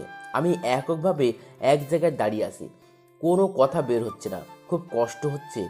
রিমি তার সামনে আসতে মানা করেছে বলে। ঠিক আছে, আর কোনোদিন তোমার সামনে আসবো না। আমার এই নোংরা চেহারা তোমাকে দেখাবো না। তবে হ্যাঁ, তুমি যা দেখেছো শুনেছো সবটা ভুল ছিল, সবটা মিথ্যা ছিল। তোমাকে আমি এখনো ভালোবাসি, আর এর পরেও একইভাবে ভালোবাসবো। তুমি যখন তোমার ভুল বুঝবে তখন আমার কাছে ফিরে আসতে পারো। যদি বেঁচে থাকি তাহলে অবশ্যই তোমাকে কাছে টেনে নেব, অপমান করে ফিরিয়ে দেব না। তাই বলে আমি আমার ছোট পরিটার দিকে এগিয়ে গেলাম একটু কপালে চুমু দেব বলে। তখন রিমি বলল, তোর এই নোংরা শরীরে আমার মেয়েকে টাচ করবি না। যদি করিস তাহলে আমি আমার মেয়েকে নিজের হাতে খুন করব। আমি রিমির কথা শুনে সাথে সাথে দাঁড়িয়ে পড়লাম আর আমার মেয়েটাকে দেখে রুম থেকে বেরিয়ে পড়লাম। রিমির কথা শুনে প্রচণ্ড কষ্ট হচ্ছে, মনে হচ্ছে কোনো বড় পাথর আমার বুকের ওপরে রেখে দিয়েছে। রিমিদের বাড়ি থেকে বেরিয়ে আনমনে রাস্তা দিয়ে হাঁটছে আর চোখ দিয়ে টপ টপ করে পানি পড়ছে। আমি আবার বাস স্টেশনে চলে আসলাম আর একটা টিকিট কেটে ঝিনাইদার উদ্দেশ্যে চলে আসলাম। বাড়ি যেতে খুব কষ্ট হচ্ছে, কারণ রিমির সব স্মৃতি রয়েছে এ বাড়িতে। আর মাকে কি জবাব দিব যে তার বৌমাকে ফিরিয়ে নিয়ে আনতে পারেনি। বাড়ি এসে কলিং বেল বাজলাম। কিছুক্ষণ পর মা এসে দরজা খুলে দিল। মা আমার পিছন দিয়ে তাকিয়ে দেখলো রিমি নেই, তাই মা কোনো কথা না বলে রাগ করে চলে গেল। আমিও আর কিছু বললাম না, নিজের রুমে গিয়ে সারাদিন বসে থাকলাম, কিন্তু মা একটা বারও খোঁজ নিতে এলো না। আমিও আর কষ্ট সহ্য করতে পারছি না। রিমির স্মৃতিগুলো আমাকে সব সময় কাজে দিচ্ছে, তাই আমি ডিসিশন নিলাম আমি আর এদেশে থাকবো না। সেখানে রিমি আমাকে ভুল বুঝে চলে গেল, আর বাড়িতে যতদিন রিমিকে ফিরিয়ে না আনবো ততদিন না আমার সাথে কথা বলবে না। তাই সবাইকে রেখে বিদেশ চলে যাব, তাহলে আমার এই নোংরা চেহারা রিমিকে আর দেখতে হবে না। আর মা আমার সাথে কথা বলবে না, সেই কষ্টটা ভুলে থাকার জন্য আমাকে বিদেশ চলে যেতে হবে। আমি পরের দিন বিদেশ যাওয়ায় কাগজপত্র জমা দিলাম। 2-1 দিন পর পাসপোর্ট চলে আসবে। আজ চলে যাচ্ছি সব মায়া ত্যাগ করে, আর হয়তো রিমির সাথে দেখা হবে না, আর আমার মেয়েটা আমার বদলে অন্য কারো পরিচয় হবে। আমি মার কাছ থেকে বিদায় নিয়ে চলে আসলাম। চলে আসার সময় মা কিছু বলল না, অন্যদিকে মুখ করে বসে আছে। আমি আর কিছু না বলে চলে আসলাম। এখন এয়ারপোর্টে বসে আছি, হঠাৎ দেখি তনিমা বসে আছে একটা চেয়ারে। আমি সাথে সাথে তনিমার কাছে চলে আসলাম। তনিমা আমাকে দেখে অনেক অবাক হলো। তনিমা, তুমি আমার সাথে এমন কেন করলে? কি পেলে আমার আর রিমির সুখের সংসারটা ভেঙে? তোমার কারণে রিমি আমাকে ছেড়ে চলে গেছে, আমার মা আমার সাথে কথা বলা বন্ধ করে দিয়েছে। মেহেদি, তুমি আমাকে প্লিজ ক্ষমা করে দাও। আমি জানতাম না রাকিব আমাকে দিয়ে এমন কাজ করাচ্ছে। আমি সত্যিই জানতাম না রাকিবের এমন প্ল্যান রয়েছে। তাহলে এইসব রাকিবের কাজ? আমি এখনই গিয়ে রিমির ভুল ধারণা সব মুছে দেব, আর সাথে তুমিও যাবে। হঠাৎ করে রিমির বলা কথাগুলো সব মনে পড়ে গেল। রিমি বলেছিল আমি যদি তার সামনে যাই তাহলে তার মরা দেখতে হবে। আমি চাই না আমার জন্য রিমি আর আমার মেয়ের কোনো ক্ষতি হোক। কি হলো, দাঁড়িয়ে গেলে কেন? চলো। তারপর আমি রিমির সাথে ঘটে যাওয়া সব কথা তনিমাকে বললাম, আর ওখান থেকে চলে আসলাম। ফ্লাইট এখনই টেক আপ করবে, কিন্তু আমি রিমির ভুল ভাঙাবো, তোমার কাছে রিমিকে ফিরিয়ে আনবো। তখন অনেক দেরি হয়ে যাবে, আর আমি মনে হয় কখনো এদেশে নাও আসতে পারি। এই বলে আমি চলে আসলাম আর বিমানে উঠে পড়লাম। আমি ফ্লাইটে উঠে রিমির কথা ভাবছি যে রিমি আমাকে কেমন করে ভুল বুঝতে পারলো। সে তো বলেছিল যে আমাকে ছাড়া কোনোদিন সে থাকতে পারবে না, তাহলে কেন আমাকে ছাড়া সে রয়েছে? রিমি আমাকে কোনোদিন রাগীভাবে কথা বলেনি, কিন্তু সে আমাকে চর পর্যন্ত মারলো। খুব কষ্ট হয় রিমির অবহেলা মনে পড়লে। আমার ছোট পরিটা আমাকে আর চিনতে পারবে না, হয়তো অন্য কারো পরিচয় বড় হবে। রিমি হয়তো আমাকে ছেড়ে অন্য কাউকে বিয়ে করে তার সাথে সুখের সংসার করবে। আমি রিমির কথা ভাবতে ভাবতে ফ্লাইট ল্যান্ড হয়ে গেছে। আমি এখন সিঙ্গাপুর আসছি। কেউ জানে না আমি কোন দেশে এসেছি। হয়তো কেউ আমার কথা মনে রাখবে না, সবার অবহেলার কারণ আমাকে সবাই ভুলে যাবে। আমি সিঙ্গাপুরে একটা জব করছি। এখন রিমির কথা খুব বেশি করে মনে পড়ে, আর রাতের বেলা রিমির কথা ভেবে রাতে ঘুম হয় না। রিমি সব সময় আমার বুকে মাথা রেখে ঘুমায়, আর এখন ঘুমাতে গেলে রিমির কথা মনে হয়। এভাবে সিঙ্গাপুরে আমার 5টি বছর কেটে গেল। এই 5 বছরে এমন কোনো দিন নেই যে রিমির জন্য আমার চোখের পানি পড়েনি। এখনো রিমিকে আমি ভুলতে পারিনি। আর আমার ছোট পরিটা মনে হয় এখন অনেক বড় হয়ে গেছে। এখন হয়তো আমাকে আর চিনে না, বা আমার কোনো অস্তিত্ব নেই। আমি এই কয়টা বছরে দেশের কারোর সাথে যোগাযোগ করিনি, এমনকি আমার মা বাবার সাথেও না। এই কয়দিন মা বাবার কথা খুব বেশি মনে পড়ছে, আর মা বাবাকে এক নজর দেখতে ইচ্ছা করছে। তাই আমি সিদ্ধান্ত নিলাম যে আমি 2 মাসের ছুটিতে দেশে যাব। আমি আজ দেশে ফিরছি, অন্যরকম একটা ফিলিংস কাজ করছে। দেশে গিয়ে সবাই আমাকে চিনতে পারবে তো। এইমাত্র ফ্লাইট টেক অফ করলো। আমি 5 বছর পর দেশের মাটিতে পা রাখলাম। আমি একটা বাসে করে আমার নিজের শহর ঝিনাইদহে চলে আসলাম। সবকিছু কেমন পাল্টে গেছে এই 5 বছরে। তারপর আমার বাসার সামনে চলে আসলাম, কলিং বেল চাপলাম। কিছুক্ষণ পর দরজা খুলে একটা ছোট মেয়ে দরজা খুলে দিল। আমি একভাবে মেয়েটির দিকে তাকিয়ে আছি। মেয়েটির চোখগুলো একদম আমার ছোট পরিটার মতো লাগছে, আর মেয়েটি আমার দিকে কেমন অবাক দৃষ্টিতে তাকিয়ে আছে। মামুনি, কে তুমি?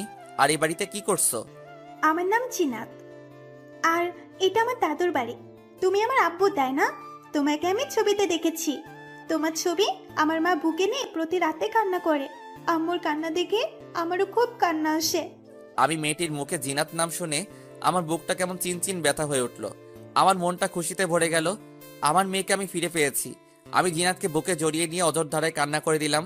আব্বু, তুমি আমাকে রেখে আর কোনোদিন যাবে না তো? তোমার সাথে খুব কথা বলতে ইচ্ছে করে, তোমার সাথে ঘুরতে ইচ্ছে করে। তুমি আমাকে রেখে আর কোনো জায়গায় যাবে না। আমি সামনে তাকিয়ে দেখি আমার মা দাঁড়িয়ে আছে। আমি জিনাতকে ছাড়িয়ে আম্মুর কাছে গেলাম আর আম্মুকে জড়িয়ে ধরে হাউমাউ করে কান্না শুরু করে দিলাম। কোথায় ছিলি বাবা? তুই আমাদের উপর রাগ করে চলে গেলি আর আজ ফিরে আসলি। তোর কি এই মাটার কথা মনে পড়ে না? মনে পড়ে মা, সব সময় তোমাদের কথা মনে পড়ে, কিন্তু কি করব বলো, মা আসার সময় হয়নি। মা, এটা আমার সেই ছোট পরীটা। তোর মেয়ে আর আমার দাদু ভাই। মা, রিমি কেমন আছে? আর রিমি কোথায় মা? তুই চলে যাবার পরের দিন রিমি এখানে এসে তোকে না পেয়ে মেয়েটা খুব কান্না করেছে। রিমি উপরের রুমে আছে। যা নিজের রুমে যা, ফ্রেশ হয়ে নিয়ে খাবার খেতে আয়। আমি জিনাতের কপালে একটা চুমু খেয়ে আমি সেই পুরনো রুমে চলে আসলাম, যেখানে আমার আর রিমির সুখের দিনগুলো কাটিয়েছিলাম। আমি আস্তে আস্তে রুমে ঢুকে দেখি রিমি আলমারিতে কাপড় গুছিয়ে রাখছে। আমার রুমে আসার হালকা শব্দ শুনে পিছনে ঘুরল। রিমি আমাকে দেখে কেন এক দৃষ্টিতে তাকিয়ে আছে। আমি রিমির দিকে তাকিয়ে রীতিমতো ভয় পেয়ে গেলাম। রিমি আগের থেকে অনেক শুকিয়ে গেছে আর চোখ দুটো ভিতরে ঢুকে গেছে। খুব কষ্ট হলো রিমিকে দেখে। এবার রিমির চোখ টলমল হতে শুরু করলো। রিমির চোখ দিয়ে অঝোর ধারায় পানি পড়তে লাগলো। আমি রিমিকে দেখে আবার রুম থেকে বাইরে চলে আসতে যাব, তখন রিমি দৌড়িয়ে এসে আমার পা দুটো জড়িয়ে ধরে কান্না করতে লাগলো। মেহেদি, তুমি আমাকে মাফ করে দাও। আমি তোমাকে ভুল বুঝে তোমাকে অনেক কষ্ট দিয়েছি। তোমাকে ছাড়া আমি প্রতিটা রাত নির্ঘুম কেটেছে। তোমার বুকে মাথা না দিলে আমার ঘুম হতো না, তাই প্রতিটা রাতে আমার চোখের পানি দিয়ে বালিশ ভেজাতাম। আমি রিমিকে তুলে বললাম, তুমি তো বলেছিলে কোনোদিন যেন তোমার সামনে না আসি। আমি তো একটা বিশ্বাসঘাতক, আমার চেহারাটা নোংরা, আর তুমি আমার মতো একটা নোংরা ছেলের পা ধরেছ। আমি তো নোংরা, আমার পা ধরলে তোমার শরীরও নোংরা হয়ে যাবে, তাই আমাকে ছেড়ে দাও। রিমি এবার কোনো কথা বলছে না, চুপ করে মাথা নিচু করে দাঁড়িয়ে আছে, আর চোখ দিয়ে টপ টপ করে পানি পড়তে থাকলো। আমি ব্যাগটা রেখে ফ্রেশ হতে চলে গেলাম। আমি ফ্রেশ হয়ে এসে দেখি রিমি সেই একই জায়গায় মাথা নিচু করে দাঁড়িয়ে আছে। আমি কোনো কথা না বলে নিচে চলে আসলাম খাবার খেতে। আমি, মা আর জিনাত খেতে বসলাম। জিনাতকে আমার পাশে বসিয়ে দিলাম। আমি খাচ্ছি আর জিনাতকে খাইয়ে দিচ্ছি। রিমি আসলো আর আমি খাবার টেবিল থেকে উঠে পড়লাম। তারপর আমি রুমে এসে শুয়ে আছি। তখন জিনাত আসলো। জিনাত আমার পাশে শুয়ে পড়লো আমাকে জড়িয়ে ধরে। কিছুক্ষণ পর রিমি এসে আমার পাশে শুতে গেল, আর তখনই আমি সরে গিয়ে জিনাতকে মাঝখানে রাখলাম। রিমি আমার দিকে কেমন মলিন দৃষ্টিতে তাকিয়ে রইল। মনে হচ্ছে এখনই চোখ দিয়ে টপ টপ করে পানি পড়বে। তারপর আমরা ঘুমিয়ে পড়লাম। সকালে উঠে দেখি রিমি বিছানায় নেই। আমি ফ্রেশ হয়ে নাস্তা করে বাইরে ঘুরতে বের হলাম, উদ্দেশ্য রাজুর বাড়ি। আমি রাজুর বাসায় গিয়ে রাজুর সাথে দেখা করলাম। রাজু আবার বিয়ে করেছে। আমরা সারাদিন আড্ডা দিয়ে বাড়ি চলে আসলাম। আমি বাড়ি আসার সাথে সাথে আমার ছোট পরিটা আমাকে জড়িয়ে ধরলো। আমি রিমির সাথে একটা কথাও বলিনি। অবশ্য কয়েকবার রিমি আমার সাথে কথা বলার চেষ্টা করেছে, আমি এড়িয়ে গেছি। রাতে ঘুমানোর আগে একটু ছাদে আসলাম। কিছুক্ষণ পর রিমি আসলো আর আমাকে পিছন থেকে জড়িয়ে ধরলো। আমি ছাড়িয়ে নেওয়ার সাথেই আবার সামনে থেকে জড়িয়ে ধরলো। প্লিজ, তুমি আমাকে মাফ করে দাও। তোমাকে ছাড়া আমার খুব কষ্ট হয়। কাল তুমি যখন আমার পাশে না ঘুমিয়ে অন্য পাশে ঘুমালে, তখন মনে হলো আমার জীবনটা কেউ ছিনিয়ে নিয়েছে। প্লিজ আমাকে ক্ষমা করে দাও। রিমি আমাকে শক্ত করে জড়িয়ে ধরে কান্না করে বলল। আমিও আর নিজেকে শক্ত করে রাখতে পারলাম না। আমিও রিমিকে জড়িয়ে ধরলাম। রিমি এবার হাওয়াও করে কান্না শুরু করে দিল। আমিও তো তোমাকে অনেক ভালোবাসি। তোমাকে বোঝানোর জন্য তোমার সাথে এমন নাটক করলাম। তোমাকে কষ্ট দিয়ে আমিও খুব কষ্ট পেয়েছি। তোমার চোখের পানি যে আমার সহ্য হয় না। আপনজন যখন অবহেলা করে তখন কি পরিমাণ কষ্ট হয়, তাই তোমাকে বোঝানোর জন্য তোমার সাথে এমন করলাম। তারপর রিমির কপালে একটা চুমু দিয়ে নিচে আসতে যাব, তখন রিমি বলল আমাকে কোলে করে নিয়ে যেতে হবে। আমি কিছু না বলে রিমিকে কোলে তুলে নিলাম, আর রিমি আমার গলা জড়িয়ে ধরে রাখলো। তারপর রুমে এসে বিছানায় শুয়ে পড়লাম। তখন জিনাত এসে বলল, আব্বু, তুমি আমাকে রেখে শুয়ে পড়লে?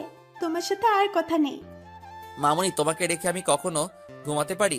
আসো মামুনি। তাই বলে জিনাত আমাকে জড়িয়ে ধরে শুয়ে পড়ল। এবার আমি রিমির দিকে তাকিয়ে দেখি রিমি রেগে চোখ লাল হয়ে আছে।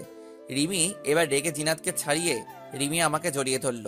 এদিকে জিনাত কান্না শুরু করে দিল, আর জিনাত তার মাকে ছাড়িয়ে আমাকে জড়িয়ে নিল। এখন মামের মাঝখানে আমি পড়ে গেছি। আগে একটা বাচ্চা সামলাতে হয়রানি হতো, আর এখন দুইটা বাচ্চা সামলাতে আমার যে কি হবে আমি নিজেই জানি না। তারপর জিনাত আমার বুকের ডান পাশে আর রিমি আমার বুকের বাম পাশে মাথা দিয়ে শুয়ে পড়ল। আমাদের আবার সুখের সংসার ফিরে এসেছে। এখন মামের পাগলামি দেখতে দেখতে আমার দিন কেটে যায়।